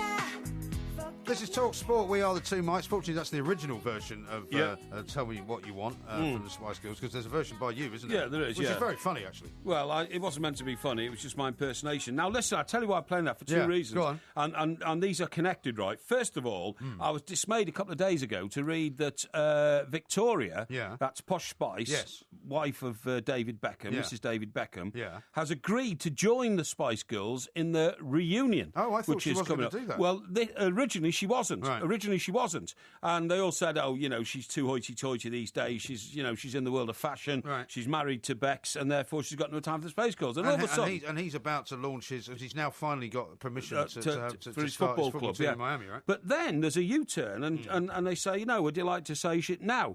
What I'm just looking at now, and this is tomorrow morning's Sun, and I have no information on this whatsoever, apart from what I'm reading in front of me, is a story by their head of showbiz, Dan Wootton, saying that the Beck's Posh marriage is under pressure. Really? A tattoo telling of Victoria Beckham's undying love for husband Dave's is dramatically fading, and pals fear it may be symbolic of their marriage. Now, that is an astonishing story. Mind you, I mean, if the one fact that they've got is that there's a tattoo that she has which is fading, and it might be symbolic of the end of their marriage, I mean, they're grasping at straws a little bit. What they've also got, though, is Posh pulling out of a Guy Ritchie wedding bash, and David Beckham flying into LA airport just as she jets off. Yeah, but they are international jet setters, well, that's what I mean. I mean, there may be nothing to this. I mean, it may just be filthy rumours. Well, I can tell you, though, that yesterday I did notice that there was a hashtag on Twitter which was like Beck's divorce. Right. Or Beckham divorce or something like that. Really? So, I mean, I don't know whether this is just, some people don't like the Beckhams because they're successful, they're very wealthy, they're very beautiful, and they like to see them kind of failing in their marriage. Accusations have been made in the past about David Beckham's philandering, which have never really been proven. Apparently, one of the things that's driving them apart are tattoos, and hers are fading because she won't have them redone. She regrets having them done when she was younger. Right. But apparently the worst tension, according to this story, is that Victoria has banned her sons from following in their father's footsteps and getting their bodies plastered with tattoos. Yeah. Well, he has got too many, hasn't he? Oh, far too many. That one on the back of his neck, a big black dagger, I think is revolting, Well, you know what I was noticing last night, apropos the Champions League, is that Lionel Messi, who had a pretty good game actually for Barcelona, more so than anybody else. Yes. I think his whole look is kind of ruined by that sleeve tattoo. I didn't know he had one. Oh, he's got a big sleeve tattoo. Well, that's recent. That's a very recent addition to he's had it for a year or two. Has he? Yeah, down his right arm. I don't think Ronaldo's got any tattoos, has he? I think he might have a few, but nothing that you can see. Yeah. I'm told, actually, no, he doesn't have any at all. Who, Ronaldo? Ronaldo, yeah. Oh, that's interesting. But no, for his whole kind of right forearm is covered in one of these kind of sleeve tattoos, and it's quite colourful. Yeah. And because Messi is this kind of, for me, just genius footballer. It kind of ruins the way he looks, I think. No, I totally agree. And he seems such a nice sort of boy-next-door type, doesn't he? Yeah. He's under pressure. Look, it says here, friend said Victoria has banned 16-year-old son Brooklyn from following his dad's footsteps by getting sued. She's been very firm about it, even though David obviously doesn't feel the same way. We can also reveal tensions between Victoria and David surfaced when she pulled out of attending film director Guy Ritchie's extravagant 3-day wedding in Wiltshire. That's in this country, obviously. It is, in late July. And where he used to live with Madonna. That's right. Victoria can't... And in fact, Madonna gave him the £16 million house, didn't she? Yeah.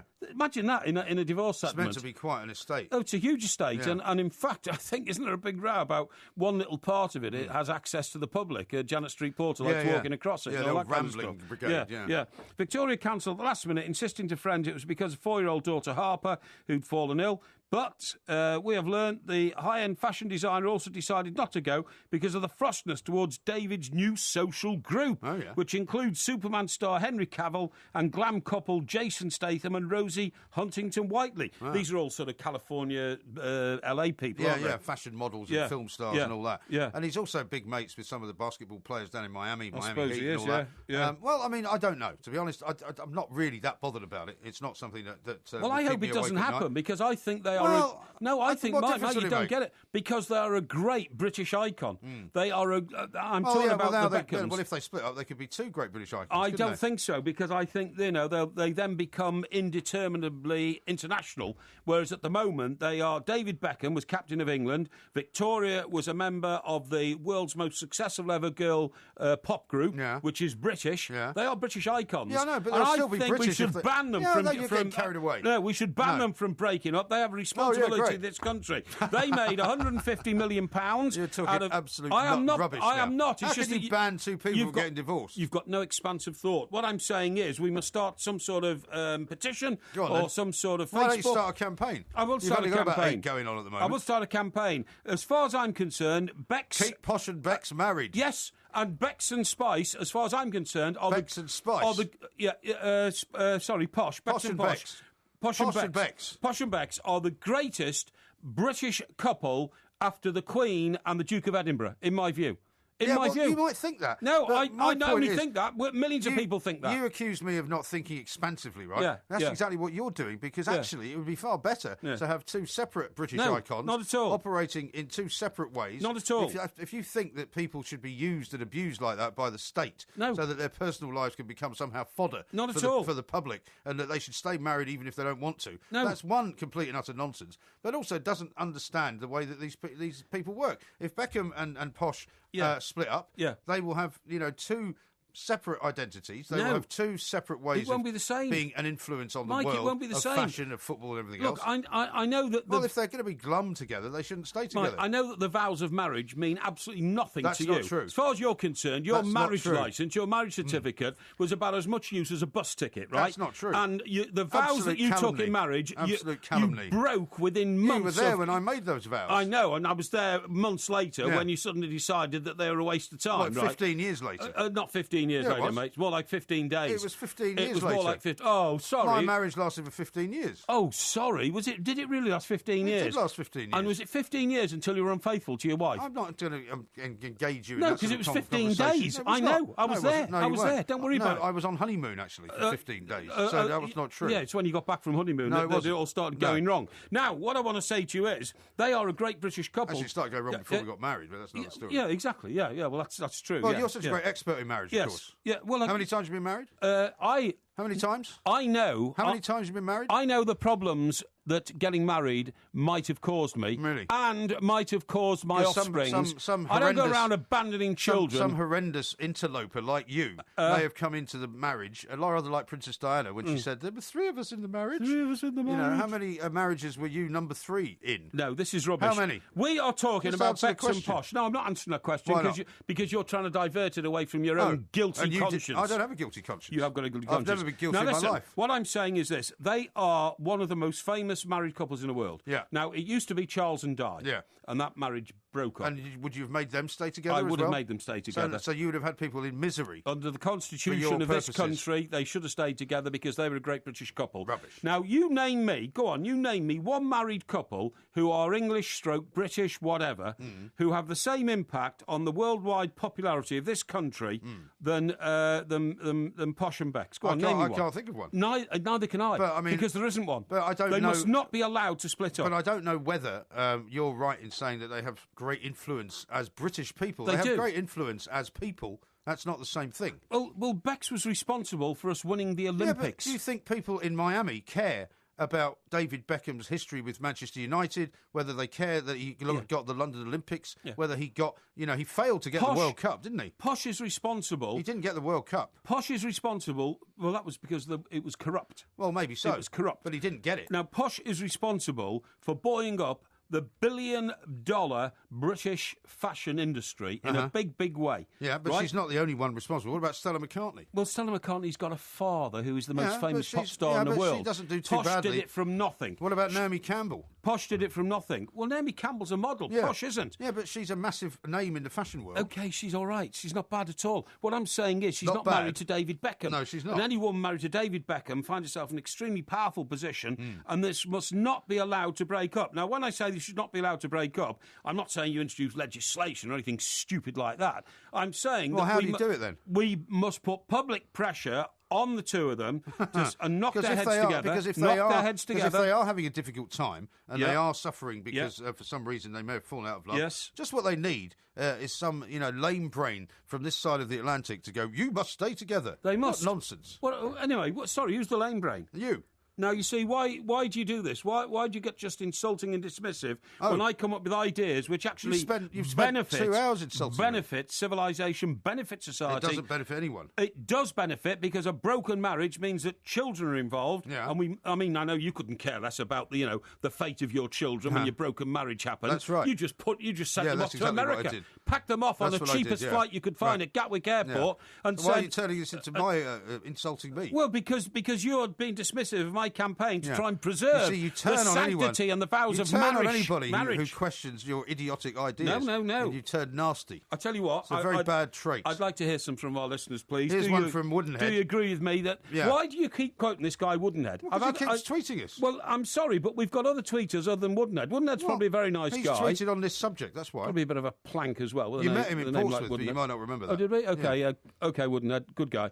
But what I'm saying is, this is the one that he gets very favourable treatment, and that's because he mostly supports you in these tweets tries to go to me. To get paranoid. I will not be Here's goaded. what he says. He wants them to stay together because Mike Parry only likes married women, so he can steal them away from their husbands. That's his view. To be perfectly honest, even though I have great belief in my own ability, I do not think that Posh Spice would come running to share an intimate moment with me if she ditched David Beckham, quite frankly. Here's Mark, who says, of course he would have people in misery and stay together. Look at what's happening on here between Monday and Thursday. I don't know what he means. I think you just like people being in misery. I don't know what he means by that. No, I don't know what he means by that either. But what I'm saying is, I can't understand why you. Well, I can understand because, as I say, you have no respect for the sanctity of marriage whatsoever. You treated it as a joke relationship. For you, marriage might as well have been the guy that was your drinking buddy between the ages of 19 and 21. Quite frankly, it's a disgrace. What are you talking about now? I'm talking about your attitude towards marriage. It's been disgraceful all your life. And what's your attitude towards marriage? Mine is that if you do it properly. And if you can't do it properly or you fear you won't do it properly, then you don't do it at all. Right. Here's one from Greg, who says, ask Porky what nationality the Queen and Duke of Edinburgh are when he classes them as a great British couple. They're British. Well, don't you think the Queen and the Duke of Edinburgh represent Britain rather well? I said the second most popular couple after the Queen and the Duke of Edinburgh. Weren't you listening? No. You idiot. No, I'd already tuned out by then. No, that's what I said. You've become completely and utterly wrapped up with your own ideas. No. And you're starting to be delirious. There's no great British couples left. And remember, the Queen and the Duke of Edinburgh won't be... He's Greek anyway. He's not. Well, he's got Greek antecedents. Phil the Greek. And well, he was known as Phil the Greek. And I tell you what, he didn't have to do well for himself, didn't he? Phil the Greek arrived here as a penniless bum. To be honest, I don't think he was penniless. He was a penniless bum. No, I don't think so. He was, and Lord Mountbatten was his uncle, and he suddenly saw an opportunity. Yeah, when Lord Mountbatten's your uncle, you're not penniless. Well, he was a penniless bum, I'm telling you. And you got 10 seconds. And he saw old, Princess Elizabeth and thought, "Oh, that's not bad." Why are you winking? Well, because I'm saying what he thought was, I could trouser a few million by marrying that woman, and he did. And then he spent the next 30 years driving around the earth, sailing round the globe on the royal yacht and introducing himself to people all over the place, if you see what I mean. Nudge, nudge, wink, wink, you know. Fine. Well, we'll get more out of you very shortly. What a fascinating dissection of the royal marriage. Talk Sport. And it's in! A diving header at the end of a 50-yard run. From the root to the tip.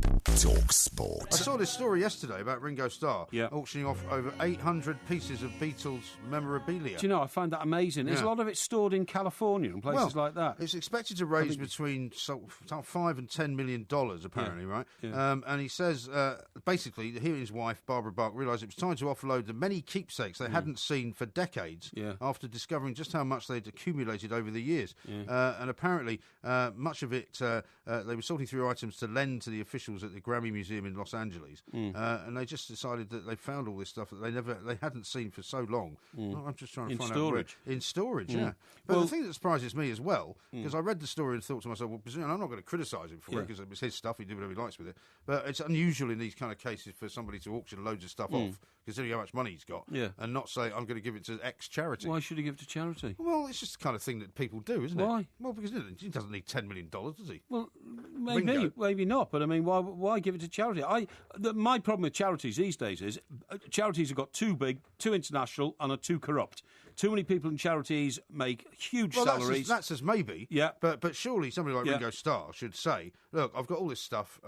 Great that he wants to. You can either give it to a charity to flog off, or flog it off and then give some of the money to charity. Anyway, I think that's a perverse point of view. I don't know why you would say, we should give all this money to charity. Well, because he doesn't need it, does he? I think charities have got a lot to answer for in the world, an awful lot to answer for. Yeah, but you used to bang the drum for charities many moons ago. I did until I found out that when they used to send me letters asking for more money, even though I was very generous, when I tried to write back to the person who'd sent me the letter, the chief executive of the charity, I was told, no, she doesn't take personal calls or personal communications from individual donors. I said, right, thank you very much, and I stopped donating. All right. Let's go around the other way. Some of the things that are going to be up for sale, right, include an original pressing of the White Album, which Ringo Starr says he had in a bank vault for the last 35 years. It's amazing. The original pressing? You mean the original record? I presume the original, actual original record. Incredible. Yeah. He's also got a 2000 Mercedes coupe car, previously owned by George Harrison. Why has he got all this stuff? Well, he doesn't seem to explain it. Why hasn't Paul McCartney got the original pressing of the White Album, since he wrote most of the records on it with John Lennon? And a limited edition drum kit, apparently inspired by drummer Hal Blaine, that Harrison had commissioned for Ringo Starr in 1968. Really? Wonder why that was. Yeah. I mean, you might be interested in some of this stuff. Well, it's all very interesting, but can I tell you something? I was going to talk to you about the Beatles anyway. Yeah. And the other thing I'd say about that is, Mike, that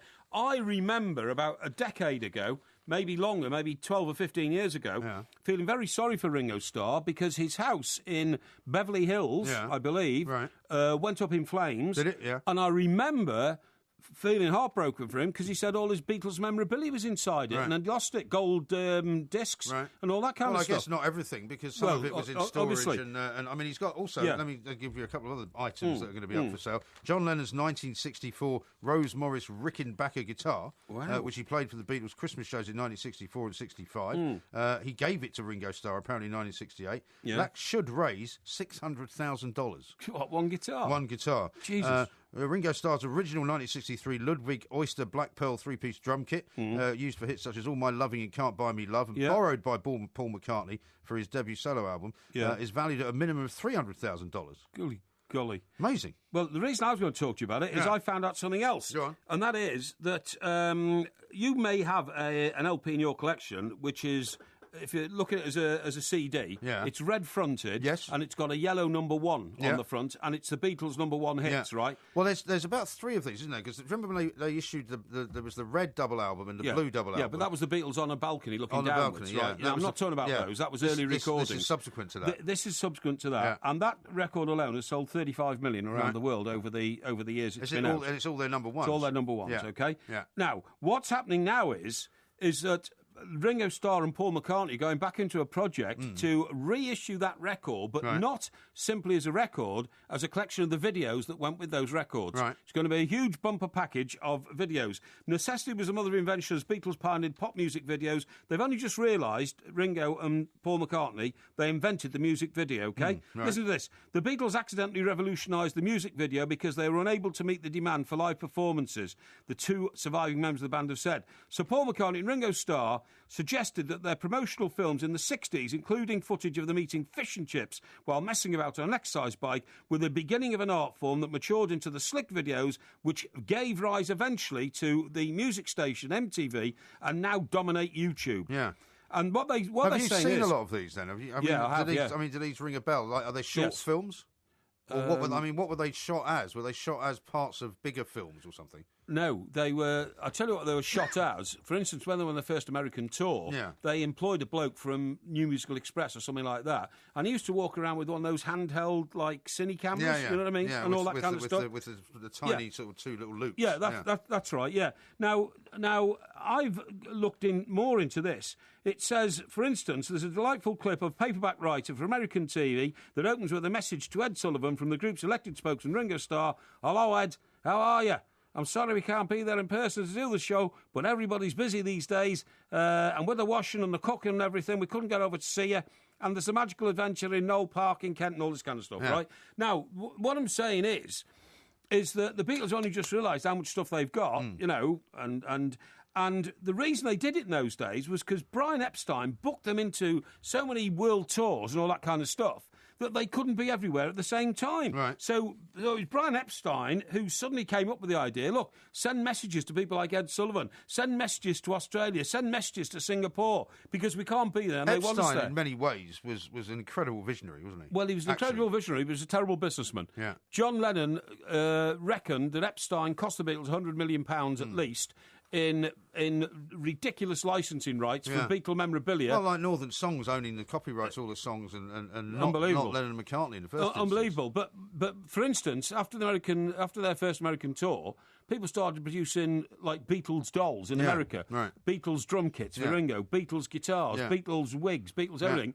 And they didn't get any of it. Well, they got 5%. Epstein signed it off and said, "Yeah, that's all right. Just send us 5%." And it ran into hundreds of millions of pounds eventually, and all that kind of stuff. And you're right about Northern Songs. That was owned by a guy called Dick. He had a little office in Whitechapel in Liverpool, and NEMS it was called. Right. Northern something songs. Dick James? Dick James, I think it was. No, was it Dick James? Yeah, I think it was. Because he then later moved into Dick James music. Yeah, that's right. How about this? One of the other things which is being auctioned, which is I don't think is part of Ringo Starr's collection, but is connected, right, is the band's 1962 contract with Brian Epstein, which is expected to fetch as much as $800,000, because it was signed in October 1962, 2 months after Ringo joined the group, after they sacked Pete Best. That's right, yeah. And I've seen a picture of that. And I still feel sorry for Pete Best, I have to say. Well, he doesn't feel sorry for himself. He always says that, he must do, though. He must do. There must be moments. It must be like losing your lottery ticket, There must be really. moments when he sits in front of the telly watching Match of the Day. I totally agree. With a glass of red wine in his hand, as we all occasionally do, thinking, I used to be in the Beatles. No, you'd have to feel sorry for him. I totally agree. I mean, I don't know how you live with that. I'd probably have committed suicide if that opportunity had been lost to me. When somebody snatches something away from you like that for no reason, there you are. You're in a great job. You've got a prime job. You're doing a good job. But then somebody comes along and says, "Actually, I'm going to take that off you for no particular reason. I just am." Then you hate that person. You'll hate them for life, wouldn't you? Well, I don't harbour hatred, as you know, but I know what you mean. Yeah, sure. Anyway, to get back to the Beatles thing, right? So are they releasing all this stuff in time for Christmas? I don't think they'll be able to do it that quickly, would they? It sounds like a massive project, but I'm not sure how they're going to release it, because it's all very well. I've got the complete collection of Beatles albums, which was released about 5 years ago, which comes in a huge big black package. You know what I mean? Every individual Beatles disc.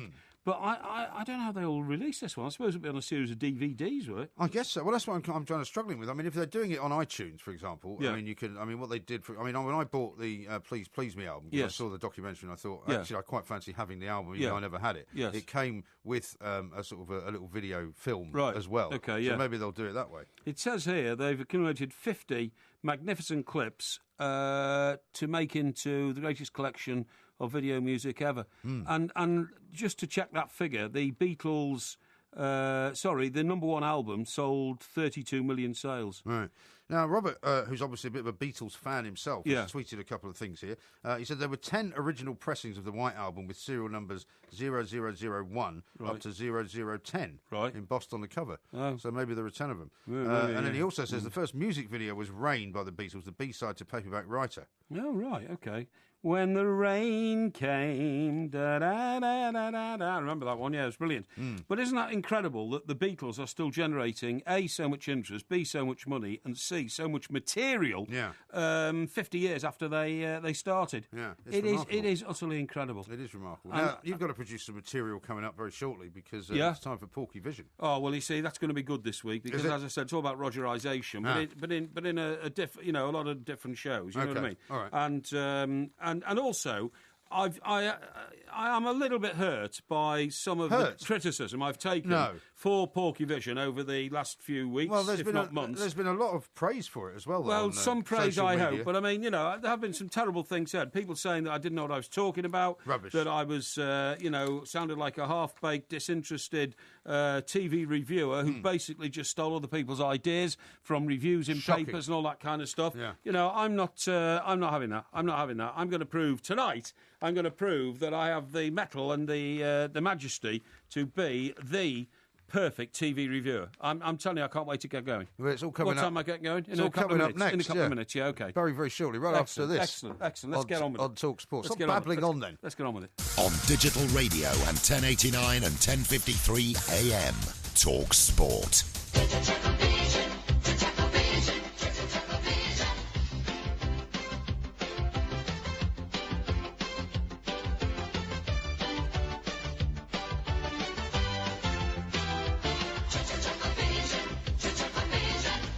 Music can only mean one thing. It's time for Porky Vision, which is our weekly look, of course, at all the shows on TV that Mr. Parry's enjoyed or sometimes not enjoyed. He's promising us lots of Rogerisation this week. Yeah, so, definitely. Take it away, Mr. Right, Parry. now then, there's this new show, right, and it's called Dr. Foster. All right. Okay, now it started last week. Right. And Suran, what's her name? Who? Suran... What's the name of the actress? This is a woman from Coronation Street. Yeah, that's right. She Jones? was 10 years ago. Suran Jones. Yeah. Suran Jones is in it, right? And she's incredibly sexy. Is she? Oh, yeah, wonderful woman. When I saw her in Coronation Street, she went right to the top of the FMP list. The FMP list was still in operation in those days, the first Mrs. Parry. She went right to the top. Oh, okay. And she was a right little minx, who was going around trying to lure men into sexual relationships with her so that she could boast about them to her husband and all this kind of stuff. Isn't she? Dark hair, Yeah. beautiful girl. Dark beautiful and girl. troubled. Yeah, beautiful girl. Yeah. Anyway, so the plot of this film is that she's a doctor and her husband is a sort of very successful man who runs something to do with property company because, she goes to his office and there's a big spread, in a new block, and he's got all these models. Right. Like he's either an architect or a property developer or something, you know what I mean? Right, okay. But... Wealthy man. A wealthy man, yes. And they've got the perfect family. Right. They've got one kid, she's a doctor, she's a GP, she's head of the group practice. Right. And... What's this obsession with doing shows about doctors, though? I mean, every show seems to be about doctors. I don't know. I mean, It's not about doctors. You were This is talking about about Dr. Martin This is about infidelity. No. So anyway, it opens with her being in bed and he's been away on business. He comes back, walks into the bedroom, takes all his clothes off, jumps on her, and then there's a very graphic Rogerisation. Really? Very graphic. Right. I mean, I don't know how they simulated it because they are both, to all intents and purposes, without clothes. Right, okay. And there's a lot of wriggling and bouncing and all this kind of stuff. You know what I mean? What's the problem? Wriggling and bouncing. Yeah, there is. Believe me, Yeah. and lots of cries of passion. She's on top, he's on top. No, he's all on that. top. Right. He's on top. He Okay. walks into the bedroom, strips it off, jumps on her, you know what I mean? Right. And I hope this is after the watershed. yeah, it is after the watershed. And Goodness actually, me. I have to say that her legs and feet and ankles flying around in the air are very graphic. Yeah, I imagine so. You know what I mean? Yeah. And I mean, she's I a beautiful believe woman. I missed this. Eh? I didn't even know about this. Anyway, so that's what that is supposed to do is illustrate how close this couple are. Yeah, right. You know, not just as a married couple, but they still really fancy each other. He can't wait to jump on her. You know, and sorry, all this, you know, all this I'm kind quite of happy stuff. nobody could see that. Yeah. But you know. Yeah, I know what you mean. Yeah. So then, you know, one small thing, right? She goes out the next morning, it's a cold morning, she can't find a scarf, and he says, here, take mine. Yeah. She gets to work, she puts the scarf on the back of the door and notices a blonde hair on a black scarf. Oh, dear. So she thinks, you know, little, you know, doubt in her mind, all that kind of stuff.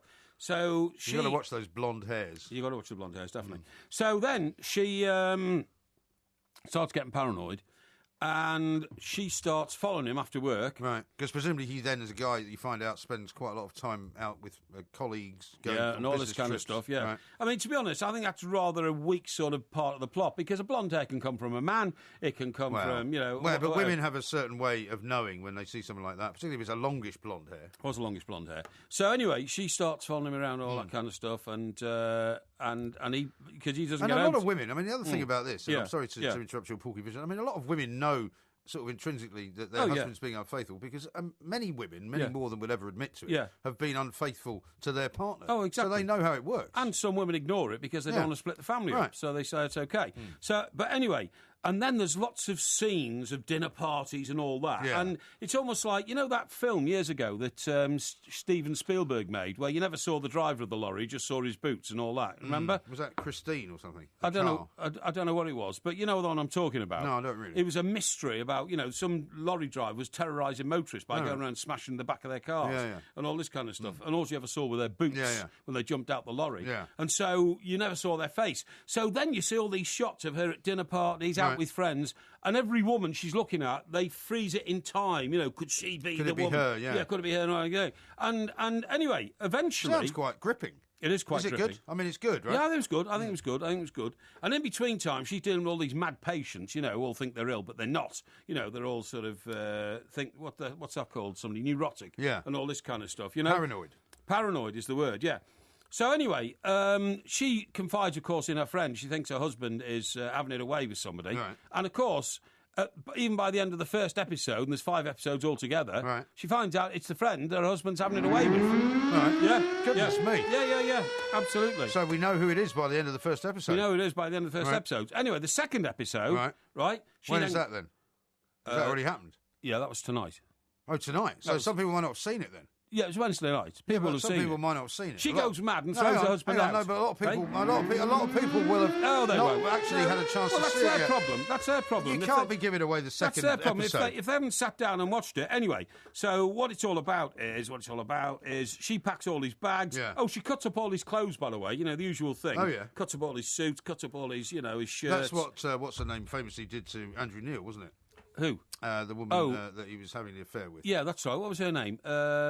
Farella? No, it wasn't Ferrari Lamb. She looked a bit like her. But I can't remember did, yeah. I remember. Oh, her name was Pamela. Pamela Bordes. Pamela Bordes, that's right, yeah. She was a House of Commons researcher. She was. Who managed to sort of have an affair with quite a few high-profile men, including Andrew Neil. And including the editor of The Observer, Donald Trelford. Who was 5'5" tall. She was taller than him. Yeah, right. Yeah. Well, Andrew Neil's not that tall either. No, he's not. No, he's just got married, by the way.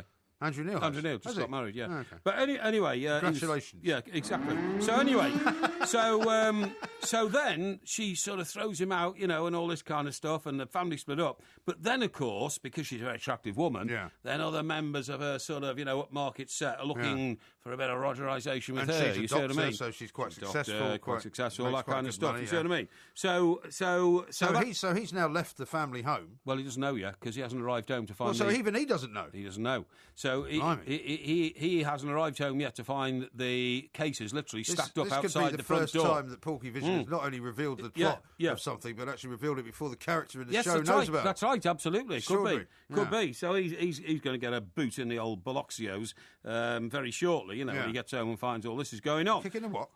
You know what I mean? You know. I just wanted to hear you say it again. The nether regions. Yeah, the cojones. The Biloxios. So anyway, so that's all based on... Jewel, by the way, says Bill was the Spielberg film he's talking that's about. right. That's Dennis right, Weaver. Yeah, that's the one, Dennis Weaver. He was a cowboy, wasn't he? Right, now then. So that sounds like a good show. Oh, it's terrific. It's BBC, is it, I presume? What is it, BBC? I think it's BBC. Is it? I might have a look at that. Let me have a look here. Wait a minute. I'm not sure. I don't know. But anyway, look, I think it's great because of Suran Jones. I want to know what happens to her next. You know what I mean? So I'll keep you posted on that one. Okay. Now, the other show with Rogerisation in it. Yeah. The Wars of Jimmy Rose. Oh, yes. You mentioned this one last week. Yeah, this is, what's his name, from Scum. You know, the actor. I don't know. Yes, you do. I'm not the man that knows all about the actors. Yeah, you do. He's a great actor. I can look him up if you want. You know what I'm talking about. No, He's very famous. He's in everything. Well, I mean, you could be giving me any number of different actors. Robert Redford? No, he was in British Scum. actor? I told you he was in Scum. Scum, yeah. Right. Where was he in Scum?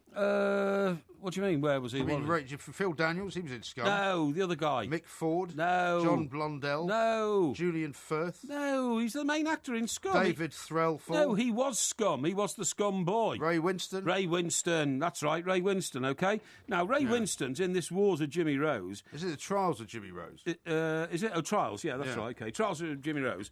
And he comes out of prison after 12 years for doing armed robbery. I mean, that is an incredibly long sentence. Oh, yeah, this is the guy who goes back to Essex, right? Yeah, goes back to Essex, yeah. And the plot just becomes ridiculous. I mean, I think Ray Winston's a great actor. Is he involved in a lot of Rogerisation then? Well, no. You see, this is the twist in this plot, which is fantastic. Now, Amanda... Redman? Redman? Holdman? No, not Amanda Holden. Amanda Redman. Amanda Holden's the one on the X Factor, isn't she? Absolutely right. An Everton fan who turned up once at Wembley for a cup final wearing nothing but an Everton shirt and a black belt. She looked I saw her at fantastic. Piers Morgan's party. Oh, did you? Yeah, she looked fantastic, yeah. And anyway, point of this story is... What is the point of the story? That Ray Winston comes back to Essex, and you can't work out why he's got this big home in Essex. So he's been away for 12 years. Right. And 12 years, by the way, that must have mean he must have been sentenced to 18 years in jail for armed robbery. So, and if you think back to 2003 in real time. That's right, yeah. I mean, you and I were doing very different things then. Exactly, yeah. I was still working for the Daily Mirror. That's right, and the world has moved on and all this kind of stuff, right? So anyway, he gets back and she says, I don't love you anymore, you know. Oh, dear. And Ray plays her, so, all right, darling, you don't love me anymore. There's nothing I can do about it, you know. So I think I'll go back and wob somewhere, you know, all this kind of stuff, you know.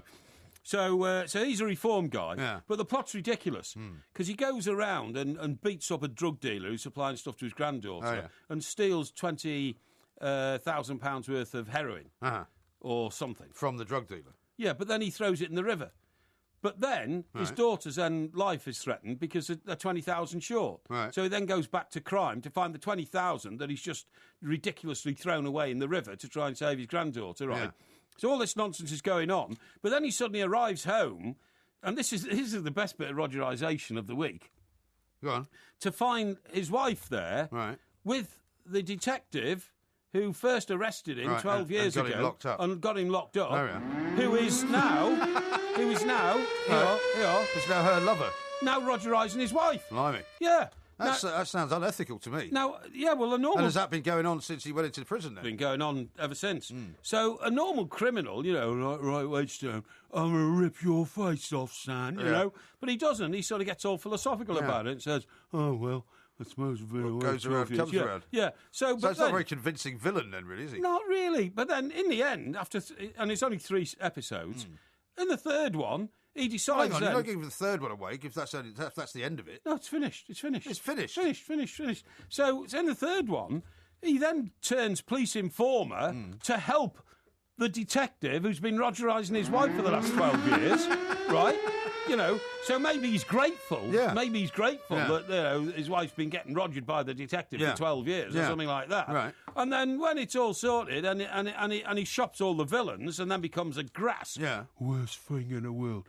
You're asking me to become a grass. Yeah. So for some unknown reason, the detective who arrested him, put him away for 12 years, and who's been rogering his wife ever since, then asked him for a favour. Oh, what do you want me to do? Oh, I want to shop the drug dealers who've been supplying your granddaughter. Yeah. Well, then I become a grass, don't I? Yeah, but it's worth it, Ray, because you become a decent person then. Right. Oh, all right then. So he shops it like half the villains in South London, and they all get arrested, and they're going to go down for 20 years or something. Right. And then he decides to walk out. and he just leaves, and that's the end. That's the end. Yeah. Well, great. Thanks very much. Well, I mean, you know, so you've now given away the plot of two of them. Yeah, but I mean, you know, it's pretty damn ridiculous. Yeah. But I don't, you know, I don't understand how he suddenly came to terms with his wife sharing a bed with the detective who arrested him 12 years ago for the last 12 years. Well, maybe it's all about rehabilitation and a changed man having been in prison. It's a bit philosophical, though, isn't it? Well, maybe that's the point. No, it's ridiculous. I mean, a guy like him, if he's supposed to be to character, would have hired another couple of men to have broken the detective's legs with baseball bats and buried him alive in the bottom of the garden. Yeah, something like that's what I'd have done. You harbour these kind of fantasies, don't you? Now, this is Talk Sport. That was Porky Vision. There'll be another one same time next week. Don't forget, tomorrow it's the Porky Quiz, and this week it's on the Battle of Britain. We are the two mics. On DAB Digital Radio and 1089 and 1053 AM. A terrific performance. Turn of pace and eye for goal. Shout about it. Talk Sport. This is Talk Sport. We are the two mics. We've still got lots more to do. I told you that Bill said Duel was the Spielberg film. Somebody else has tweeted in and said it was called Juggernaut. So I'm not sure. I think Duel rings the bell. No, I'm sure it's Duel because it was a battle between this car driver and this truck driver, and the truck driver tried to push the car onto a railway line while there was a train speeding towards it and all that kind of stuff. Yeah. It was Spielberg's first ever film. I think Duel is right. Yeah. James has tweeted us a few times. He says, please give me a shout out. I've hurt my back and I can't sleep. Well, welcome, James, to the show. Yeah, indeed. I hope your back feels better. Now, Simon's not very happy with you. He says, well, I was going to watch the second episode of Dr. Foster when I got in from work this morning. Yeah. I won't bother now.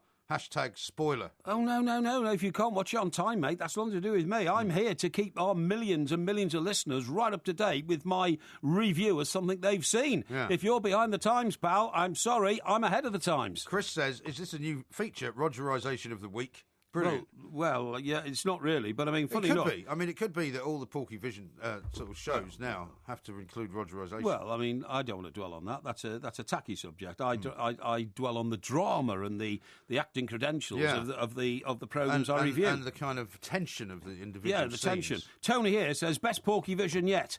Loving the Rogerisation. Now, people are starting to think what you're thinking. Oh, is this just an excuse to talk about, you know, the sexual element of TV programmes? I wouldn't say so. I'd say definitely not. No. Now, here's one from someone who doesn't actually give a name. Right. Sometimes I don't read these out because you do wonder if you haven't given a name, you shouldn't really have it read out. But anyway, he's texted in, so he's paid some money. What a TV reviewer Porky is. He can't remember the actors' names, gets the titles of the shows wrong, and can't remember the channels of programmes and broadcast on. I think that's unfair. No, it's quite unfair. You know, there's so much detail to deal with that occasionally. Now, old Woodenhead has come back, right?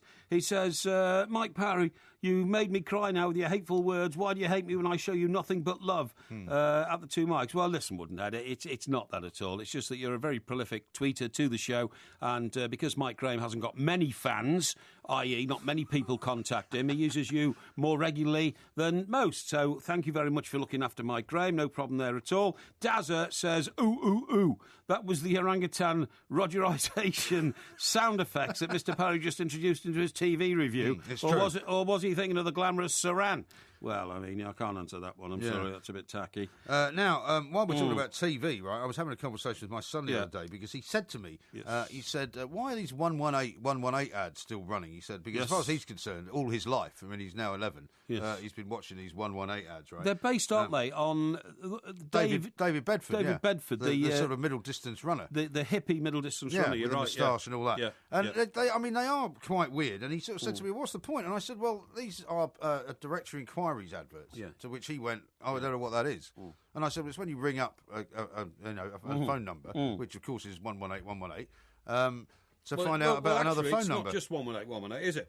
There's about a dozen of them. Well, but the one that they advertise. Yeah, absolutely right, And to be honest, and I said to him, the reason the advert works is because I can't remember the other numbers. No, that's right. Now, if you said to me, ring directory inquiries, I would think of their number. Exactly. Because they've spent all this money, right? Exactly. But the concept for him of actually ringing up a number and not looking it up on the internet was completely alien. He said, well, why would you do that? Can you look up phone numbers on the internet? Yeah, you can, Can you? Yeah, I mean, generally speaking, if they're listed numbers or their business numbers, you can find them. But if it's like his little mate's name is, say, John Smith, and so his dad is Bill Smith, can he get onto the internet and find out... There is a white pages. There is. Yeah. Oh, I see. I'm not. I don't do it very often, but I think you can subscribe to it. All right. Okay. So it's like an electronic phone book, effectively, right? Yeah. But I mean, so anyway, I'm surprised that anybody's still using it. I can't remember the last time I used one of these services. I anyway. can't either. There's a story in the But paper they're the other expensive, day. Aren't they? Well, they are, and also there's all these little tricks that they do because they'll apparently now their charges are going to jump to £6 for a single inquiry. So if you ring them up, that's ridiculous. So if I rang them up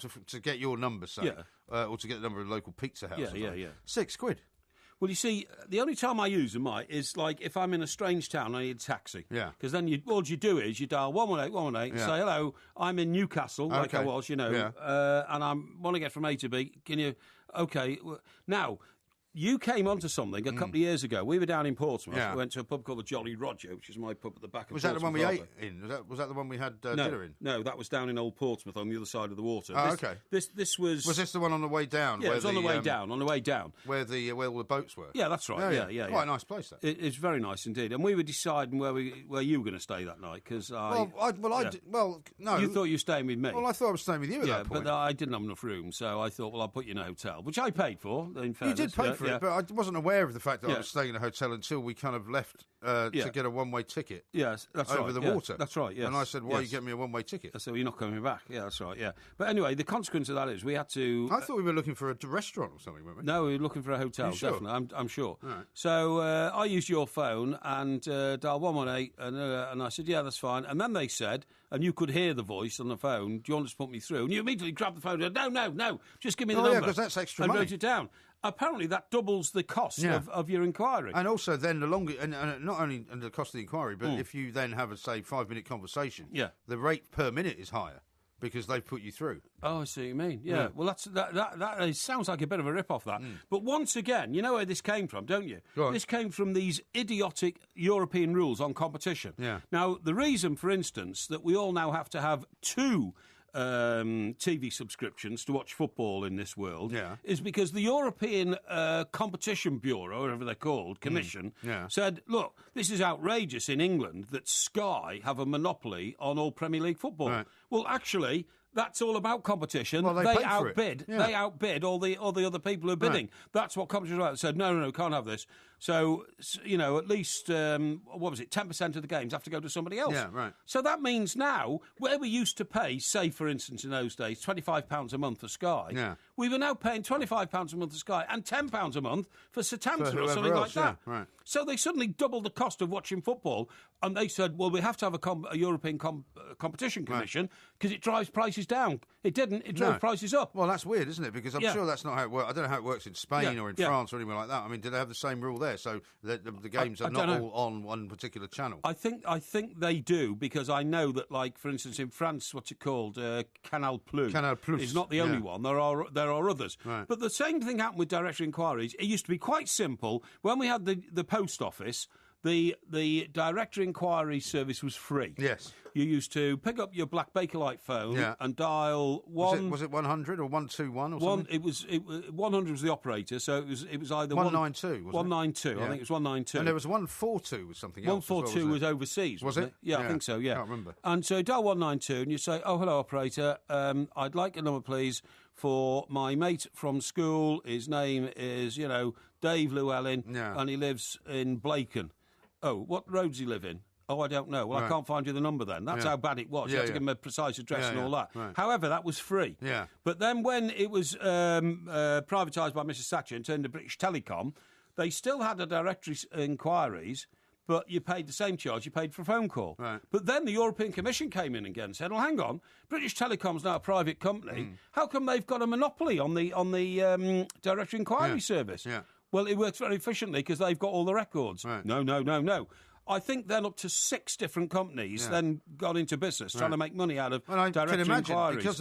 Because of the huge cost now of making one phone call, £6 to get one inquiry. Yeah. It's because very few people are now using it. Well, I think I'll be amazed if they're making any money. Did I tell you how much money it cost me to make a phone call from Mexico? Yeah, you did. $40 a minute. It was it was $65 for the first minute. My God! Because I threw a bit of a strop with the hotel because I was trying to because I need to talk to health insurance people. One of my kids was a bit sick for a while, and it turned out it was fine. But I got onto the hotel switchboard and I said, look, I need to get an international operator. because I want to make a call. And they said, OK, it'll be $6 a minute. Yeah. And I said, well, that sounds ridiculous. That's a rip-off. I said, put me through to a credit card company and I'll pay for it with my credit card. Yeah. Punched in the credit card number, and that was when I got this automated voice that said, your first minute will be $65. And I was like, I've done the wrong thing here. But anyway, what are you going to do? Because the other thing is, two things. Firstly, in the old days, if you ever put a call through the hotel switchboard, it was 10 times the cost. Well, that's what I didn't want to do. Yeah, exactly. But no, it was 10 times the cost. You know, if you knew the number and you dialed it out directly from your room, that was quite expensive. Yeah. If you said to the hotel operator, look, can you get me... that was 10 times the cost. I mean, that was like in America when they brought in those long-distance telephone calling cards. Yeah, that's right. And you could just punch a number in and it became quicker. But the worst thing is, when we were in South Africa, right, because international calls are so expensive on the roaming charges and all that, they gave us all a set of phones which were based in South Africa. Right. One of the guys we were with, very cleverly got his mate to turn it into a video phone. Oh, yeah.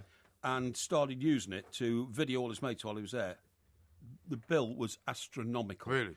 Astronomical. Better not give any names away. No, I won't. But it was astronomical, the cost that they ran up. What, to the company? To the company, yeah. Really? Because they registered the company. And you have to be incredibly careful. Because they use a lot of data roaming and all that. God knows what. But, I mean, the charge is astronomical. Really? It wasn't a deliberate attempt to, fiddle the company or anything like that. Nobody realised the cost of the charges. Yeah. Astronomical. Shocking. Yeah. Absolutely shocking. Yeah. Well, thank you for that update, Mr. Parry. Yeah. We will be back, of course, the two mics tomorrow at 1 o'clock. It's going to be the Porky quiz. Make sure you've done plenty of... Battle of Britain. I don't need to. I know all about the Battle of Britain. You know all about it? I lived through the Battle of Britain. My father was in the Royal Navy during the Second World War. Well, I mean, I lived through it with my father. He told me all about it. What? You weren't alive? No, my father told me all about it. My father would have been in the RAF, right? He would have been a Spitfire pilot. I thought he was in the Navy. He was in the Navy because he was so patriotic. He wanted to fight for Britain. So he applied.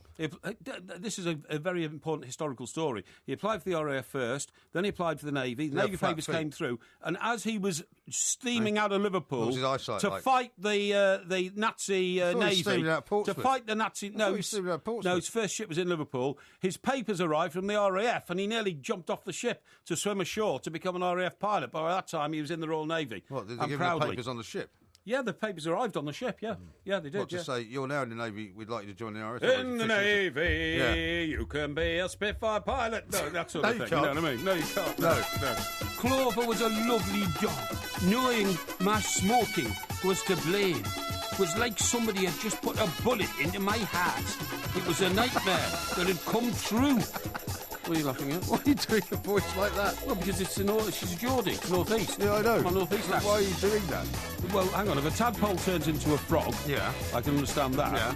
Right, so what does a newt turn into? I don't think a newt turns into anything. Well, it must do. A newt can't stay a newt all its time. Why can't it stay a newt? Because it's a pointless existence. Why is it a pointless existence? Because being a newt is being a nothing. It's nothing still. Well, I mean, you can say that about many things. No, you can't. No, you can't. I mean, what's the point of being a hamster? Well, a hamster's a little creature with legs and a teeth and a mouth and eyes and that kind of stuff. But a newt is just a newt. A newt is nothing. A newt is a blob.